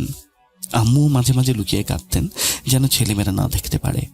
একদিন রাতের বেলা সালমান ভাই আম্মুকে বলতে শুনলেন, সালমান, তোমার আব্বু আলাদা একটা বাসে নেওয়ার কথা ভাবছে। উনি আর এই রোজকার অশান্তি নিতে পারছেন না। সালমান ভাই তখন 18 বছরের তরুণ। ওনার জন্য এই খবরটা একই সাথে খুশির এবং অদ্ভুত অনুভূতির। যে বাড়ি থেকে ওনার জন্ম হয়েছিল, যে অলিগুলি সবকিছুই ওনার পরিচিত, সেসব ছেড়ে যাওয়ার কথা ভাবলেই কেমন যেন লাগতো। কিন্তু একই সাথে মনে হতো হয়তো নতুন কোথাও গেলে ওনাদের মানসিক একটু শান্তি আসবে। কয়েক সপ্তাহ পরে ওনার আব্বু সত্যি সত্যি নতুন একটি বাসা বের করলেন খুঁজে। সালমান ভাইও ওনার বাবার সাথে গেলেন। মিরপুরের দিকে একটু ভেতরের সাইডে, মেইন রোড থেকে কিছুটা দূরে, যেখানে শহরের কোলাহল একটু কম, সেখানে একটা মহল্লায় ওনার আব্বু একটা বাড়ি পছন্দ করলেন। বাড়িটার লোকেশন খুব বেশি খারাপ ছিল না, বেশ শান্ত পরিবেশ এবং আশেপাশে গাছপালা ছিল, যা ঢাকার বুকে সচরাচর এখন দেখা যায় না। বাড়িটার বাহিরের দেয়ালে অনেক আগের করা পেইন্টে রোদে জ্বলে গিয়ে ফ্যাকাশে হয়ে গিয়েছে। দেখলেই বোঝা যায় বহুদিন এটার কোনো যত্ন নেওয়া হয়নি। কিন্তু মেইন গেটটা ছিল বেশ মজবুত, লোহার তৈরি বিশাল একটা দরজা, ওপরে মরিচা পড়ার দাগ ছিল, but it was very strong. বাসা পরিবর্তনের দিনটি ছিল প্রচন্ড ব্যস্ততার। সকাল থেকেই ওনাদের দম ফেলার কোনো সময় ছিল না। পুরাতন বাসা থেকে সব আসবাবপত্র, সুটকেস, আলমারি, মালামাল এবং অন্যান্য জিনিসপত্র ট্রাকে লোড করতেই দিন প্রায় অর্ধেক হয়ে গেল। এদিকে বাসার কাজ প্রায় তখন শেষ। সন্ধে না হতেই সব মালামাল প্রায় শিফট করা হয়ে গেল। সেদিন সালমান ভাইয়ের জীবনে প্রথমবার অনুভূত হলো যে এটা একটা বাসা যখন খালি হয়ে থাকে তখন সেটা দেখতে কতটা অদ্ভুত এবং ভুতুড়ে লাগে। দাদার বাড়িটা, যেটা সবসময় মানুষের কোলাহল এবং গলার স্বরে গমগম করত, সেটা শেষবার দেখার সময় হঠাৎ করেই কেমন যেন শ্মশানের মতো নিস্তব্ধ মনে হচ্ছিল ওনার, যেন বাড়ির দেয়ালগুলো ওনাদের নীরব বিদায় জানাচ্ছিল। নতুন বাসায় এসে উনি দেখলেন সবকিছু অগোছালো হয়ে পড়ে আছে। সবকিছুই, ফ্লোরে বড় বড় কার্টুন, চটের বস্তা, চারপায়ে খাট, রান্নাঘরের বাসনকোসন, এমনকি কাপড়ের গাঁটরি, সব ছড়িয়ে ছিটিয়ে। আম্মু ক্রমাগত ওনাদের নির্দেশ দিয়ে যাচ্ছিলেন, সালমান, ওই কিচেনের কার্টুনটা ওখানে রাখো। না না না, ওটা না, যেটার উপরে নীল রঙের টেপ লাগানো আছে ওটা। ওনারা অনেক রাত পর্যন্ত জেগে মালামাল গোছাতে লাগলেন। এলাকায় কারেন্ট ছিল, but voltage was very low. হলুদ রঙের জিরো পাওয়ারের মতো বাল্বগুলোর আলোতে ঘরগুলো কেমন যেন ছমছমে লাগছিল। দেয়ালে নিজেদের ছায়াগুলোকে দেখে অনেক অচেনা মনে হচ্ছিল। কিছু রুমে সিলিং ফ্যান ছিল, আবার কিছু রুমে ছিল না। পানির মোটরটা নষ্ট ছিল। প্রথম রাত বলে ওনারা সবাই ক্লান্ত ছিলেন, তাই বিছানা করার সাথে সাথেই সবাই ঘুমিয়ে পড়লেন। ঘুমানোর আগে আব্বু বলেছিলেন, এই বাড়িটাকে আমরা গুছিয়ে নেব, শুধু একটু পরিশ্রম করতে হবে। আম্মু আব্বুর কথায় সম্মতি জানিয়ে মাথা নাড়লেন ঠিকই, কিন্তু ওনার চোখের দিকে তাকিয়ে সালমান ভাইয়ের মনে হলো সেখানে এক ধরনের দুশ্চিন্তা এবং শূন্যতা বিরাজ করছে। হয়তো সেটা সারাদিনের ধকল, বা হয়তো ভবিষ্যতের অনিশ্চয়তা, অথবা হয়তো এমন কিছু যা আমরা কেউ বুঝতে পারিনি তখন, অর্থাৎ সালমান ভাইয়েরা বুঝতে পারেননি। নতুন জায়গায় গেলে মানুষের সিক্স সেন্স অনেক সময় অবচেতনভাবে অনেক কিছু সংকেত দেয় যা আমরা যুক্তি দিয়ে বিচার করতে পারি না। পরদিন সকাল থেকেই শুরু হলো ধোঁয়া মোছার কাজ। দেয়াল থেকে মাকড়সার জাল সবকিছু মিলিয়ে রুমটাকে পরিষ্কার করা হলো এবং সম্পূর্ণ বাসা পরিষ্কার করা হলো। সন্ধ্যার সময় ওনার আব্বু যখন কাজ শেষ করে বাসায় ফিরতেন, সবাই একসাথে ডাইনিং স্পেসে বসে বা ফ্লোরে মাদুর পেতে বসে খেতেন। এই দৃশ্যটা দাদার বাড়িতে প্রায় রেগুলার ছিল। সালমান ভাইয়ের আম্মু এই বাসায় এসে যথেষ্ট পরিমাণ খুশি। উনি সালমান ভাইকে বলতেন, সালমান, এখানে সত্যি অনেক শান্তি, আলহামদুলিল্লাহ। ওনার আম্মুর চেহারা দিন দিন উজ্জ্বল হয়ে গেল, কিন্তু সুখের সময়গুলো বোধহয় খুব বেশি দ্রুত শেষ হয়ে যায়। প্রথম বছর ভালো গেতেও দ্বিতীয় বছর শুরু হয় ওনাদের এক অদৃশ্য ফাটল দিয়ে। হঠাৎ করে আম্মুর মধ্যে কিছু পরিবর্তন দেখা যায়। ওনার আম্মু মাঝে মধ্যে মাথা ব্যথার অভিযোগ করতেন। বিকেলের দিকে উনি প্রায় কপালে হাত দিয়ে বসে থাকতেন। সালমান ভাইকে বলতেন, সালমান, একটু কড়া করে আদা চা বানিয়ে দিবা বাবা, মাথাটা আমার ছেড়ে যাচ্ছে। সালমান ভাই তখন মজা করে বলতেন, আম্মু, তুমি তো সারাদিন মেশিনের মতো কাজই করো দেখি, বিশ্রাম তো আর নাও না, তাই শরীর তো খারাপ করবেই। আম্মু তখন ম্লান এসে বলতেন, হয়তো বা ক্লান্তির কারণে এমন হচ্ছে। প্রথমে ওনারা সবাই বিষয়টাকে শারীরিক দুর্বলতা হিসেবেই ধরে নিয়েছিলেন। ডাক্তার দেখিয়ে মাল্টিভিটামিন বা টনিক জাতীয় বিভিন্ন ধরনের ওষুধ খাওয়ানো হলো, কিন্তু কিছুদিন পর উনি জানালেন যে রাতে ওনার মোটেও ঘুম হয় না। অনিদ্রার সমস্যাটা প্রকট হতে শুরু করেছে। সারা রাত উনি বিছানায় এপাশ ওপাশ করতেন। একদিন রাতে সালমান ভাইয়ের ঘুম ভেঙে গেল। প্রচন্ড পিপাসা পেয়েছিল। উনি পানি খাওয়ার জন্য রুম থেকে বের হয়ে দেখলেন আম্মু উঠোনে একা বসে। তখন রাত প্রায় 2:30 হবে। চারদিকে একদম নিস্তব্ধ, পিনড্রপ সাইলেন্স। মিরপুরের ওই দিকটায় তখনও ততটা জনবসতি হয়নি, তাই রাতে ঝিঝি পোকার ডাক ছাড়া কিচ্ছু শোনা যেত না। আম্মু অন্ধকারের মধ্যে একটা মোড়া পেতে বসেছিলেন। ওনার দৃষ্টি ছিল বাইরের মেইন গেটের দিকে। সালমান ভাই খুব সাবধানে পা টিপে টিপে ওনার কাছে গেলেন এবং জিজ্ঞেস করলেন, আম্মু, তুমি ঘুমাওনি? এত রাতে এখানে বসে কি করছো? ছেলের গলার স্বর শুনে ওনার আম্মু কিছুটা চমকে গেলেন, যেন অনেক দূর থেকে কেউ ওনাকে ডাক দিল। তারপর একটু সামনে নিয়ে বললেন, আরে বলিস না বাবা, কিছুতেই ঘুম আসছে না আমার। বুকের ভেতর কেমন যেন একটা অস্বস্তি লাগছে, ঠান্ডাও লেগেছে। তাই ভাবলাম একটু বাইরে খোলা বাতাসে বসি। সালমান ভাই বললেন, চলো আমিও তোমার পাশে বসছি। আম্মু সাথে সাথে ব্যস্ত হয়ে বললেন, না না, তোমার সকালে ক্লাস আছে না, তুমি ঘুমিয়ে পড়ো, আমার কিচ্ছু হয়নি, আমি চলে যাব। সালমান ভাই মায়ের মুখের দিকে তাকিয়ে রইলেন। চাঁদের অস্পষ্ট আলোয় আম্মুর চোখগুলো কেমন যেন দেখাচ্ছিল, ঘোলাটে এবং ভীত। উনি ছেলের সাথে সরাসরি আই কন্ট্যাক্ট করছিলেন না, বারবার দৃষ্টি সরিয়ে নিচ্ছিলেন। সালমান ভাইয়ের মনে হলো ওনার আম্মু ওনার কাছ থেকে কিছু একটা লুকাচ্ছেন। পরদিন সকালে আম্মুকে দেখে একদম স্বাভাবিক মনে হলো, যেন রাতে কিচ্ছু ঘটেনি। কিন্তু সেই দিন সন্ধ্যার দিকে উনি আবার অদ্ভুত একটা কথা বললেন। উনি জানালেন যে ইদানিং উনি নাকি আজব ধরনের স্বপ্ন দেখেন। সালমান ভাই কৌতূহলী হয়ে জিজ্ঞেস করলেন, কি স্বপ্ন দেখছো আম্মু? ওনার আম্মু কোনো ভনিতা না করেই বললেন, আমি স্বপ্নে একটা অচেনা মহিলার মুখ দেখি জানো। সে শুধু আমার দিকে এক দৃষ্টিতে তাকিয়েই থাকে, কোনো কথা বলে না। কখনো দেখি সে মেইন গেটের সামনে দাঁড়িয়ে, আবার কখনো দেখি সে আমার বেডরুমের জানালার ঠিক ওই পাশে দাঁড়িয়ে। সালমান ভাই বিষয়টাকে হালকা করার জন্য হেসে উড়িয়ে দিয়ে বললেন, হ্যাঁ রে আম্মু, তুমি বেশি চিন্তা করছো, এগুলো হচ্ছে মনের ভুল, এগুলোকে বেশি একটা পাত্তা দিতে নাই, এগুলো ভাইবো না তো। ওনার কথা শুনে আম্মু শুধু একবার ছেলের দিকে তাকালেন। সেই তাকানোর মধ্যে কেমন যেন একটা গভীর শঙ্কা ছিল, যা সালমান ভাই তখন ধরতে পারেননি। সময় গড়িয়ে চলল, আর আম্মু সেই স্বপ্নগুলো আরো ঘন ঘন হতে লাগলো। কখনো উনি মাঝরাতে ভয় চিৎকার করে ঘুম থেকে উঠে পড়তেন, আবার কখনো সারাদিন গুম হয়ে বসে থাকতেন। একদিন গভীর রাতে হঠাৎ আম্মুর গগনবিদারী চিৎকারে ওনাদের সবার ঘুম ভেঙে গেল। চিৎকারটা এতটাই ভয়াবহ ছিল যে মনে হলো ওনার প্রাণ বেরিয়ে যাচ্ছে। সালমান ভাই দৌড়ে রুমের দিকে গেলেন। গিয়ে দেখেন আব্বু এবং বোনও সেখানে পৌঁছে গেছেন। আম্মু বিছানায় বসে থরথর করে কাঁপছিলেন, ওনার শরীর ঘামে একদম ভিজে গিয়েছিল। উনি বারবার বিড়বিড় করে বলছিলেন, ও এসেছিল, ও এসেছিল, ও ঠিক আমার সামনে দাঁড়িয়েছিল। আব্বু ওনার মাথায় হাত বুলিয়ে শান্ত করার চেষ্টা করতে গিয়ে জিজ্ঞেস করলেন, কে এসেছিল? তুমি কাকে দেখেছিলে বলবে?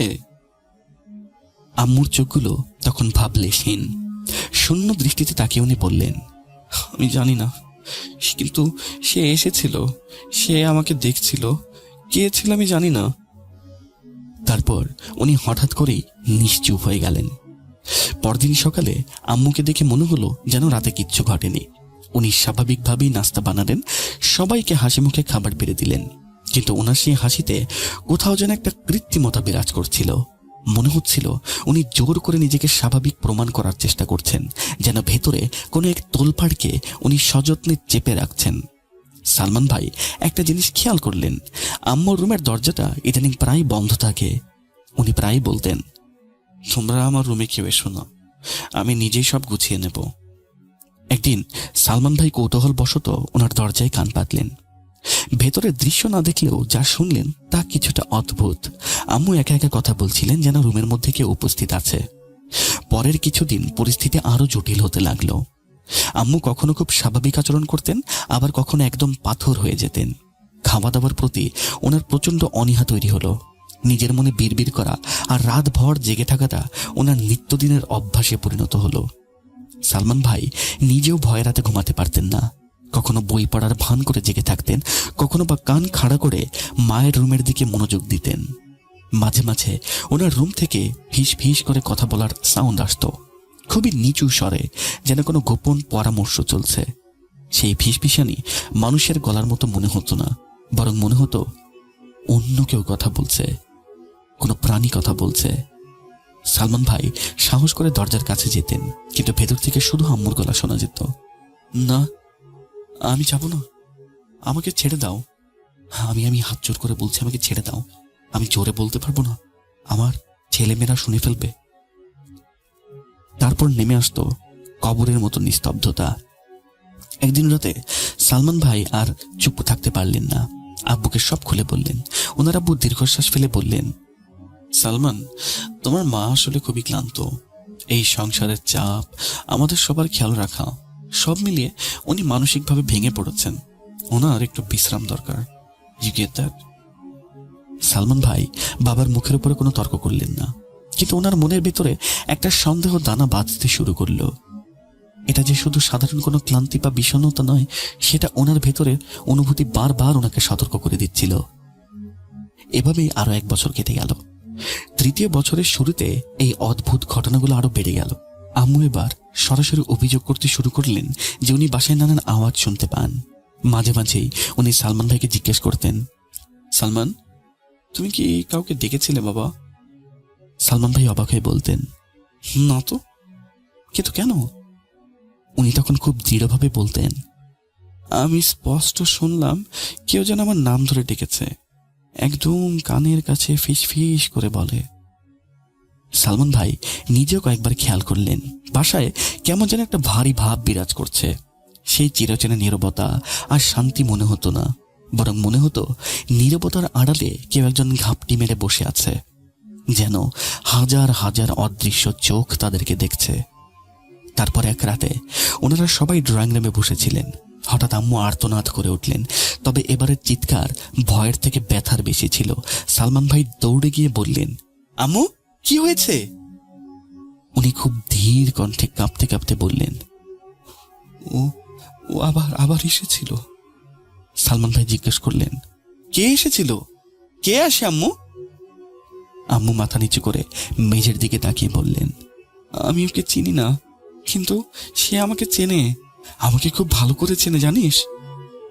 সালমান ভাই আর ওনার আব্বু সারা রাত আম্মুর পাশে বসে রইলেন।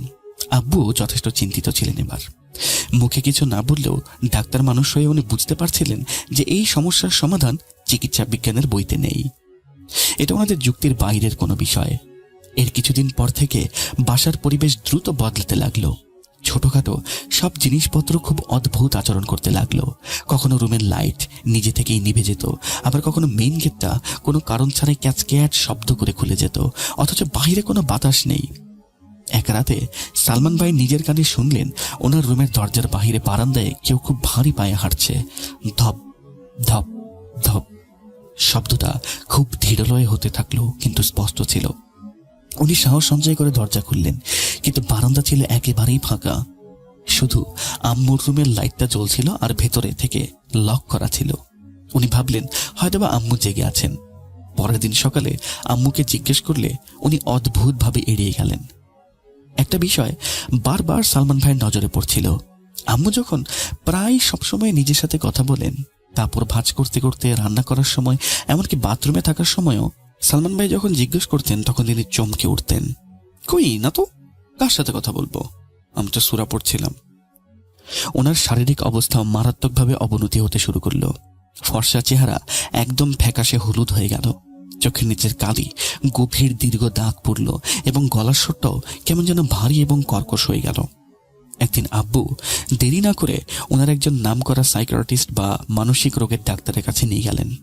ডাক্তার অনেকক্ষণ চেক আপ করে বললেন, এটা তো তীব্র মানসিক ডিপ্রেশন, ওনাকে কিছুদিন বিশ্রামে রাখুন আপনারা। আম্মু ডাক্তারের চেম্বারে চুপচাপ ছিলেন, কিন্তু ফেরার পথে গাড়িতে বসে উনি একটা কথা বারবার বলতে লাগলেন, ডাক্তার কি বুঝবে, ও তো তাকে দেখতেই পায় না, ও তো অন্ধ। আব্বু জিজ্ঞেস করলেন, কাকে দেখতে পায় না? তুমি কি শুরু করেছো এসব? আমাকে বলো, কি হয়েছে কি তোমার? আম্মু কোনো উত্তর দিলেন না, শুধু জানালার বাইরে তাকিয়ে রইলেন। ওনার দৃষ্টি ছিল স্থির। সেই সপ্তাহের পর এক রাতের বেলা উপদ্রব অনেক বেড়ে গেল। দরজায় টোকা পড়ার শব্দ, রান্নাঘরের বাসনকোসন পড়ে যাওয়ার ঝনঝনানি, আর মাঝরাতে উঠোনে কারো হাঁটার শব্দ স্পষ্ট। সালমান ভাই অনেকবার টর্চ লাইট নিয়ে বাহিরে গেলেন, কিন্তু প্রতিবারই শুধু বাতাস এবং গাছের পাতার সাউন্ড ছাড়া কিচ্ছু শুনতে পেলেন না। একদিন মুষলধারে বৃষ্টি হচ্ছিল। সালমান ভাই দেখলেন ওনার আম্মু রুমের জানালাটা সম্পূর্ণ খুলে রেখেছেন। বৃষ্টির ছাঁট ভেতরে আসছিল, মেঝে ভিজে যাচ্ছিল। সালমান ভাই গিয়ে জানালাটা বন্ধ করতে চাইলে ওনার আম্মু ওনাকে কঠিন গলায় নিষেধ করলেন, বন্ধ করো না সালমান, ওকে ভেতরে আসতে দিতে হবে। সালমান ভাই থমকে গেলেন, ভয়ে ওনার গলা শুকিয়ে গেল। উনি বললেন, কাকে আম্মু, কাকে আসতে দিতে হবে? উনি জানালার বাইরে অন্ধকারের দিকে তাকিয়ে বললেন, সে প্রতি রাতে আসে। সালমান ভাই ওনার কাঁধে হাত রাখলেন। উনি এমনভাবে চমকে উঠলেন যেন কোনো গভীর ঘুম থেকে জাগলেন। তারপর বললেন, কিছু না বাবা, ঘুম আসছে না, যাও তুমি শুয়ে পড়ো। সালমান ভাই সেই রাতে এক ফোঁটাও ঘুমাতে পারেননি। জানালার বাহিরে বৃষ্টির শব্দের সাথে মিলে এমন একটা শব্দ পাচ্ছিলেন যেন কোনো বিশাল জন্তু শ্বাস নিচ্ছে। পরদিন আম্মু ফজরের নামাজ পড়লেন, কিন্তু তারপর সারাদিনই জায়নামাজেই বসে রইলেন, কিন্তু কোনো কথা বললেন না। সেই দিনের পর থেকে ওনাদের বাসার ভারী পরিবেশটা যেন আরো বেশি ভারী হয়ে গেল। আব্বু পরিবর্তনটা টের পেলেন ওনার। উনি একদিন বললেন, আই ডোন্ট নো, বাসায় ঢুকলেই বুকটা আমার ভারী লাগে, দমটা বন্ধ হয়ে আসে। সালমান ভাইয়ের মনে তখন একটাই চিন্তা, সবকিছু আম্মুর অসুস্থতার পর থেকেই শুরু হয়েছে। উনি কখনো কল্পনাও করেননি যে ওনার সাজানো গোছানো সংসারটা চোখের সামনে এভাবে তছনছ হয়ে যাচ্ছে। আম্মু এখন আর আগের মতো নেই। সকালবেলা উঠে কাজ করেন ঠিকই, কিন্তু ওনার চোখের দৃষ্টিতে কোনো প্রাণ নেই, যেন একটা জিন্দা লাশ বা রোবট কাজ করছে। মাঝে মাঝে উনি চা বানাতে গিয়ে গভীরভাবে থমকে দাঁড়িয়ে থাকেন, ঘন্টার পর ঘন্টা কোনো একটা নির্দিষ্ট দিকে তাকিয়ে থাকেন। সালমান ভাই ডাকলে এমনভাবে তাকান যেন অনেক দূর থেকে উনি কারো ডাক শুনেছেন। একদিন রাতে উনি ঘুমের ঘরে সোজা রান্নাঘরে চলে গেলেন। পরিবারের বাকি সবাই টের পেয়ে গিয়ে দেখেন চুলায় আগুন জ্বলছে, কিন্তু তার উপরে রাখা কড়াইটা একদম খালি। সালমান ভাই বললেন, আম্মু, তুমি ঘুমাও না কেন? উনি পেছন ফিরে তাকালেন। সেই চাহনি সালমান ভাই কোনোদিনও ভুলতে পারবেন না। ওনার চোখ দুটো যেন কাচের মতো স্বচ্ছ এবং স্থির, চোখের মনি নড়ছে না। উনি ফিসফিস করে বললেন, কেউ আমাকে ডেকেছে, আমি তাই এলাম। পরদিন আম্মুর প্রচন্ড জ্বর এলো। আব্বু কপালে চিন্তার ভাঁজ টেনে আনলেন। উনি সারা রাত জেগে আম্মুর পাশে বসে রইলেন। পরদিন সকালে আব্বু একটা কঠিন সিদ্ধান্ত নিলেন।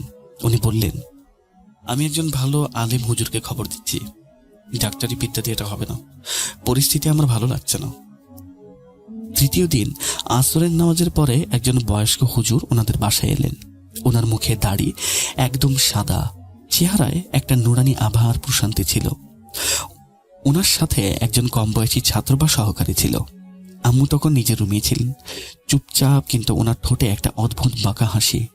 হুজুর সাহেব বাসায় ঢোকার সাথে সাথেই চারদিকে একবার নজর বোলালেন, তারপর গম্ভীর হয়ে বললেন, এই জায়গাটা বন্ধ হয়ে আছে, গত 3 দিন ধরে কোনো একটা অশুভ শক্তি ঘাঁটি গেছে। সালমান ভাইয়ের বুকটা ধক করে উঠল। আব্বু হতাশভাবে মাথা নাড়লেন। হুজুর সাহেব ওনার ছাত্রকে নিয়ে দোয়া দৌড় পড়তে শুরু করলেন। পড়া শুরু করতেই রুমের তাপমাত্রা হঠাৎ করে কমে গেল। মনে হলো যেন ফ্রিজের ভেতরে ঢুকে পড়েছেন সবাই। বাতাস একদম স্থির, বাইরের পাখির ডাকও বন্ধ হয়ে গেল। আম্মু হঠাৎ মাথা তুললেন। ওনার চোখের মণিগুলো অস্বাভাবিকভাবে প্রসারিত হয়ে গেল, যেন পুরো কালো চোখ হয়ে গিয়েছে। প্রথমে উনি চুপ করে রইলেন, তারপর হঠাৎ বিকট চিৎকার করে বললেন, বন্ধ কর, আমি যাব না, এটা আমার ঘর, এখান থেকে আমি কোথাও যাব না। সালমান ভাই ভয়ে কয়েক পা পিছিয়ে গেলেন। এটা ওনার আম্মুর গলা ছিল না, এটা ছিল কোনো প্রাচীন পুরুষের মতো মোটা গলা। হুজুর সাহেব আরো উচ্চস্বরে আয়াত পাঠ করতে শুরু করলেন। আম্মুর শরীরটা কেমন যেন বেঁকে গেল। উনি কাঁপতে শুরু করলেন। ওনার হাতের আঙ্গুলগুলো মুষ্টিবদ্ধ হয়ে গেল, বাহুর রগগুলো ফুলে উঠল। সেই অচেনা কণ্ঠে আম্মু বলে উঠলেন, এই মহিলা নিজেই আমাকে ডেকেছে, আমি ওকে ছাড়ব না। সালমান ভাই এগিয়ে যেতে চাইলেন, কিন্তু হুজুর সাহেব হাত ইশারা করে ওনাকে থামিয়ে দিলেন। বললেন, বাবা, এখন কাছে যেও না, বিপদ হতে পারে। তিলাওয়াত আরো তীব্র হলো। রুমের জানালার কাঁচগুলো থরথর করে কাঁপতে শুরু করলো। আম্মুর চুলগুলো মুখের উপরে এলোমেলো হয়ে এলিয়ে পড়েছে। এক মুহূর্তের জন্য উনি সোজা হয়ে বসলেন, তারপর সরাসরি সালমান ভাইয়ের দিকে তাকালেন। ওনার নাম ধরে ডাকলেন, সালমান। কিন্তু সেই ডাকের মধ্যে মায়ের কোনো মমতা বা মায়া ছিল না, ছিল এক অদ্ভুত প্রতিহিংসা, যেন কোনো পুরনো প্রতিজ্ঞার কথা মনে করিয়ে দিচ্ছে। হুজুর সাহেব এবার জোর গলায় কিছু একটা পড়লেন এবং আম্মুর দিকে ফোঁ দিলেন। আম্মু একটা প্রচন্ড ঝটকা খেলেন এবং বিছানায় ধপ করে পড়ে গেলেন। রুমে পিনড্রপ, সাইলেন্স। কিছুক্ষণ পর ওনার জ্ঞান ফিরল। উনি খুব দুর্বল অনুভব করছিলেন। হুজুর সাহেব পানি পড়া দিলেন এবং ওনার মুখে ছিটিয়ে দিলেন। তারপর নিচু স্বরে আব্বুকে বললেন, এখনো পুরোপুরি যায়নি। এই মহিলার পেছনের অতীত এবং কোনো গভীর সম্পর্ক বা ঘটনা আছে। আরও 3 দিন এই আমল করতে হবে। খুব সাবধানে থাকবেন আপনারা। সেদিন অনেক রাত পর্যন্ত সালমান ভাই জেগেছিলেন। আম্মু ঘুমাচ্ছিলেন, কিন্তু ওনার ঠোঁটগুলো খুব দ্রুত নড়ছিল, যেন স্বপ্নের মধ্যে উনি কারোর সাথে তর্ক করছেন বা কথা বলছেন, খুব ধীরে, অস্পষ্ট স্বরে। প্রথমবারের মতো সালমান ভাইয়ের মনে হলো এই বাড়িতে ওনারা একা নন, ওনাদের সাথে অন্য কেউ বসবাস করছে, যে ওনাদের প্রতিটা মুহূর্তে নজরদারিতে রাখছে। পরদিন সকালে আম্মুর চেহারা দেখে সবাই আঁতকে উঠল। মনে হলো ওনার শরীরের সমস্ত রক্ত কেউ শুষে নিয়েছে। উনি সারাদিন খুব কম কথা বললেন, মাঝে মাঝে দেয়ালের দিকে তাকিয়ে রইতেন একাই এবং হাসতেন। সেই হাসি দেখলে গা যেন শিউরে উঠত। আব্বুর নির্দেশ দিলেন বাড়ির সব দরজা জানালা বন্ধ রাখতে, এমনকি টিভি বা ফ্যানও চলবে না। শুধু বাতাস চলাচলের জন্য একটা জানালা খোলা রাখা হলো। সন্ধ্যার পর সেই হুজুর সাহেব আবার এলেন। ওনার পরনে সেই একই ড্রেস। আজ ওনার কপালে চিন্তার ভাঁজটা স্পষ্ট। সালমান ভাই দরজা খুলতেই উনি জিজ্ঞেস করলেন, বাবা, রাতটা কেমন কাটলো? সালমান ভাই মিথ্যা বললেন, জি ভালো, আম্মু আগের থেকে ভালো আছেন মেবি। ওনার চোখ যেন সালমান ভাইয়ের মনের ভিতরের কথাটা পড়ে ফেললেন। উনি বললেন, না বাবা, ঠিক নেই। আচ্ছা চলো। আম্মু তখন বিছানায় বসেছিলেন, চুলগুলো উস্কো খুস্কো, চোখের নিচে কালো গর্ত। হুজুর সাহেব ওনার সামনে বসে আবার তেলাওয়াত স্টার্ট করলেন। প্রথম আয়াতটা পড়ার সাথে সাথে আম্মুর হাতগুলো কাঁপতে শুরু করলো। উনি চোখ বন্ধ করে ফেললেন।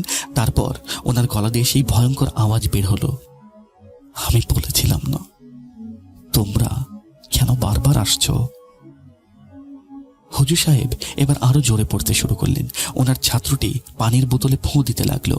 সালমান ভাই দেখলেন আম্মুর চারপাশের বাতাস যেন কেমন ঘূর্ণি হয়ে যাচ্ছে, অর্থাৎ পাক পাকিয়ে যাচ্ছে। আম্মুর মুখ দিয়ে কথা বের হলো, এটা ওর প্রাপ্য ছিল না। হুজুর সাহেব জিজ্ঞেস করলেন, কি প্রাপ্য ছিল না? সেই জিনিসটা উত্তর দিল, ওকে বাঁচানোটা ঠিক হয়নি, ও আমার ওয়াদা ভেঙেছে। আম্মুর হাতের মুঠো শক্ত হয়ে গেল। ওনার কবজিগুলো নীল হয়ে যাচ্ছিল। হুজুর সাহেব ধমক দিয়ে বললেন, তুই চুপ কর। তুই যেই হোস না কেন, তুই আল্লাহর সৃষ্টি। এই শরীর থেকে বেরিয়ে যা, নইলে কোরআনের আয়াত দিয়ে তোকে জ্বালিয়ে দেব। আম্মু এমন এক মরণ চিৎকার দিলেন যেন সত্যি সত্যি ওনার গায়ে কেউ জ্বলন্ত কয়লা ঢেলে দিয়েছে। তারপর হঠাৎ উনি একদম শান্ত হয়ে গেলেন। রুমের বাতাসটা ভারী হয়েছিল, শ্বাস নিতেও কষ্ট হচ্ছিল। হুজুর সাহেব ওনার ছাত্রকে ইশারা করলেন। ছাত্রটি একটা তেলের বোতল খুলে পড়া তেল আম্মুর কপালে মালিশ করে দিলেন। আম্মু চোখ খুললেন, ওনার শ্বাস দ্রুত পড়ছিল। হুজুর বললেন, আজকের মতো শান্ত হয়েছে, তবে খুব শক্তিশালী। কাল হবে শেষ লড়াই, কালকেই ফয়সালা হবে। আল্লাহ আল্লাহ করতে থাকেন আপনারা। তৃতীয় রাত। সেই রাতটা ছিল ওনাদের জীবনের সব থেকে দীর্ঘ রাত। হুজুর সাহেব ঘরে ঢুকেই বললেন, আজকের রাতটা কিন্তু খুবই কঠিন হবে। যা কিছু লুকানো আছে সব প্রকাশ পাবে। আম্মু বিছানায় সোজা হয়ে শুয়েছিলেন। ওনার মুখে কোনো ভাবান্তর ছিল না, যেন উনি কোনো কিছুর জন্য অপেক্ষা করছিলেন। হুজুর সাহেব দ্রুত পড়া শুরু করলেন। সাথে সাথেই রুমের ভোল্টেজ আপ ডাউন করতে শুরু করলো। বাল্বটা ফ্লিকারিং করতে লাগলো। আম্মুর শরীরটা বিছানা থেকে কিছুটা ওপরের দিকে উঠে আবার ধপ করে পড়ে গেল। উনি মাথা তুলে সেই বিকট চিৎকার করে বললেন, ও আমার কাছে ওয়াদা করেছিল, এখন তোমরা কিচ্ছু করতে পারবে না। হুজুর সাহেব কোনো কথায় কান না দিয়ে সর্বোচ্চ শক্তিতে তেলাওয়াত করতে লাগলেন। আম্মুর মুখ দিয়ে ফেনা বের হতে লাগলো। ছাত্রটি ওনাকে ধরে রাখার চেষ্টা করলেন, কিন্তু আম্মুর গায়ে তখন অসুরের মতো শক্তি। উনি এক ঝটকায় ছাত্রটিকে সরিয়ে দিয়ে সোজা হয়ে দাঁড়িয়ে গেলেন। ওনার চোখ দুটো টকটকে লাল, চুলগুলো হাওয়ায় উড়ছে। উনি চিৎকার করে বললেন, আমি যাব না, আমি কোনো অবস্থাতেই যাব না। ওনার সেই হুঙ্কারে সম্পূর্ণ বাড়ি যেন কেঁপে উঠল। দরজা জানালাগুলো সশব্দে বন্ধ হয়ে গেল। হুজুর সাহেব এবার দাঁড়িয়ে গেলেন এবং প্রচন্ড জোর গলায় বললেন, আল্লাহের হুকুমে তুই বেরিয়ে যা, যে বা যারা তোকে এই জাদুকরীর মাধ্যমে বেঁধেছে তারা দুর্বল। সত্যের জয় হবেই, তুই নরকেই যাবি। এরপর উনি হাত তুলে বিশেষ লম্বা একটা আয়াত পাঠ করলেন, হয়তোবা সূরা জিন, এবং বাতাসের দিকে একটা ঝটকা দিলেন, যেন কোনো অদৃশ্য তলোয়ার চালাচ্ছিলেন। সাথে সাথে আম্মু একটা ঝাঁকুনি খেয়ে যেন ওনার হাই ভোল্টেজের ইলেকট্রিক শক দেওয়া হয়েছে এমনভাবে পড়ে গেলেন। কয়েক মুহূর্তের মধ্যে সব শান্ত হয়ে গেল। রুমের সেই ভারী ভাবটা কেটে গেল। শুধু আম্মু ঘন ঘন নিঃশ্বাসের শব্দ নিচ্ছিলেন, সেটা শোনা যাচ্ছিল। হুজুর সাহেব চোখে মুখে পানি ছিটিয়ে আম্মুর জ্ঞান ফেরালেন। তারপর লম্বা একটা শ্বাস নিয়ে বললেন, আলহামদুলিল্লাহ, উনি এখন নিরাপদ, কিন্তু চিকিৎসা আরো কিছুদিন চলবে। আব্বু ভয়ে ভয়ে জিজ্ঞেস করলেন, আসলে সমস্যাটা কি ছিল হুজুর? হুজুর সাহেব কিছুক্ষণ চুপ থেকে মাটির দিকে তাকিয়ে বললেন, ওনার উপরে ব্ল্যাক ম্যাজিক বা কুফরি কালাম করা হয়েছিল, একটা শক্তিশালী জাদু। আব্বুর হাত কাঁপছিল। সালমান ভাই সাহস করে জিজ্ঞেস করলেন, কে করেছিল এসব হুজুর? হুজুর সাহেব বললেন, এখন তো নাম বলা যাবে না। যে করেছে সে খুব কাছের মানুষ এবং সে নিজেকে লুকিয়ে রেখেছে। তাড়াহুড়ো করলে ক্ষতি হবে, আর আমি তোমাদেরকে নাম বলতে পারবো না।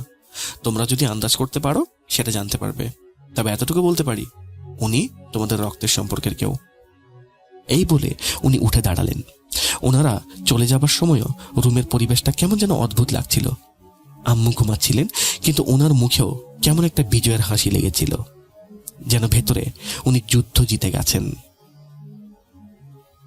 দুদিন পর হুজুর সাহেব আবার এলেন। ওনার হাতে একটা বড় পানির বোতল ছিল। উনি রুমে বসে কিছুক্ষণ পরে পানিতে ফু দিলেন। তারপর আম্মুকে ডাকলেন। আম্মু শান্তভাবে এসে বসলেন। হুজুর সাহেব বললেন, মা, সব শেষ হয়েছে। শয়তান আবার ফিরে আসতে চাইবে, কিন্তু তার কোমরটা ভেঙে গেছে। আলহামদুলিল্লাহ, আর কোনো ক্ষতি করতে পারবে না। উনি বোতলটা আব্বুর হাতে দিয়ে বললেন, এই পানিটা ওনাকে প্রতিদিন নিয়ম করে খাওয়াবেন, সকালে এবং মাগরিবের পরে। এতে শিফা আছে। যাওয়ার সময় উনি দরজার কাছে দাঁড়িয়ে নিচু স্বরে বললেন, এই কাজ কে করেছে সেটা জানার চেষ্টা করবেন না। মাঝে মধ্যে সত্য না জানার মধ্যেও অনেক বেশি রহমত থাকে, আর কিছু জিনিস জানলে হয়তো বা যন্ত্রণা হয়। আব্বু শুধু মাথা নাড়লেন। এরপর থেকে ওনাদের জীবন আবার স্বাভাবিকতা ফিরে পেল। বোন স্কুলে যাওয়া স্টার্ট করলো। বিকেলে আবার চা নাস্তা খাওয়া শুরু হলো। কিন্তু এই একটা বিষয় রয়ে গেল। সালমান ভাই বলেছিলেন, আমি যখন রাতের বেলা জাগি, মাঝে মাঝে আমার মনে হয় উঠোন থেকে কারো পায়ের শব্দ ভেসে আসে। আমি জানালার কাছে গিয়ে দেখি, কিন্তু কিছু দেখতে পাই না। হয়তো ওটা আমার মনের ভুল, হয়তো পুরাতন সেই বিভীষিকার রেশ, অথবা হয়তো সত্যি কিছু একটা এই বাড়িতে ছিল বা আছে, যা কোনো একটা কোনায় আটকা পড়েছে। আমি নিজেও চাই না আর কিছু জানতে। যা গেছে তা চলে যাক। তবে একটা ইন্টারেস্টিং ব্যাপার এই হলো, যা সালমান ভাই নোটিস করেছিলেন, যেদিন থেকে ওনার আম্মু শরীর খারাপ হতে স্টার্ট করলো, তারপর থেকে ওনার চাচা চাচিরা কখনোই ওনাদের মিরপুরের বাসাতে পা রাখেননি। কোনো এক অজানা কারণে ওনারা যোগাযোগ প্রায় বন্ধ করে দিয়েছিলেন। মাঝে মাঝে সালমান ভাই ভাবেন, কিছু ক্ষত হয়তোবা ওপর থেকে শুকিয়ে যায়, কিন্তু ভেতর থেকে দাগটা দগদগেই রয়ে যায়। আজ এত বছর পরেও যখন ঢাকার গভীর রাতে দূর থেকে কোনো নারী কণ্ঠের আওয়াজ বা বাতাসের শোঁ শোঁ শব্দ ভেসে আসে, উনি তখন নিজেকে এই বলে সান্ত্বনা দেন যে কিছু প্রতিজ্ঞা বা ওয়াদা হয়তোবা মৃত্যুর পরও শেষ হয় না। এই বলেই সালমান ভাই ওনার ঘটনা শেষ করলেন। প্রিয় লিসেনার্স, আমি মোহাম্মদ সাবিত আলম। ঠান্ডাজনিত কারণে আমার কথা বলা যদি আপনাদের পছন্দ না হয়ে থাকে, আমাকে ক্ষমা করবেন। ঘটনাটা ভালো লাগলে সকলের কাছে কৃতজ্ঞতা জানাচ্ছি। রাসেল ভাইকে ধন্যবাদ ঘটনাটি প্রচার করার জন্য। সকলে ভালো থাকবেন, সুস্থ থাকবেন। আবারও ফিরে আসব নতুন কোনো সপ্তাহে নতুন কোনো ঘটনা নিয়ে। ততক্ষণ পর্যন্ত সকলে ভালো থাকবেন, সুস্থ থাকবেন এবং ভূত.com শুনতে থাকবেন। আসসালামু আলাইকুম।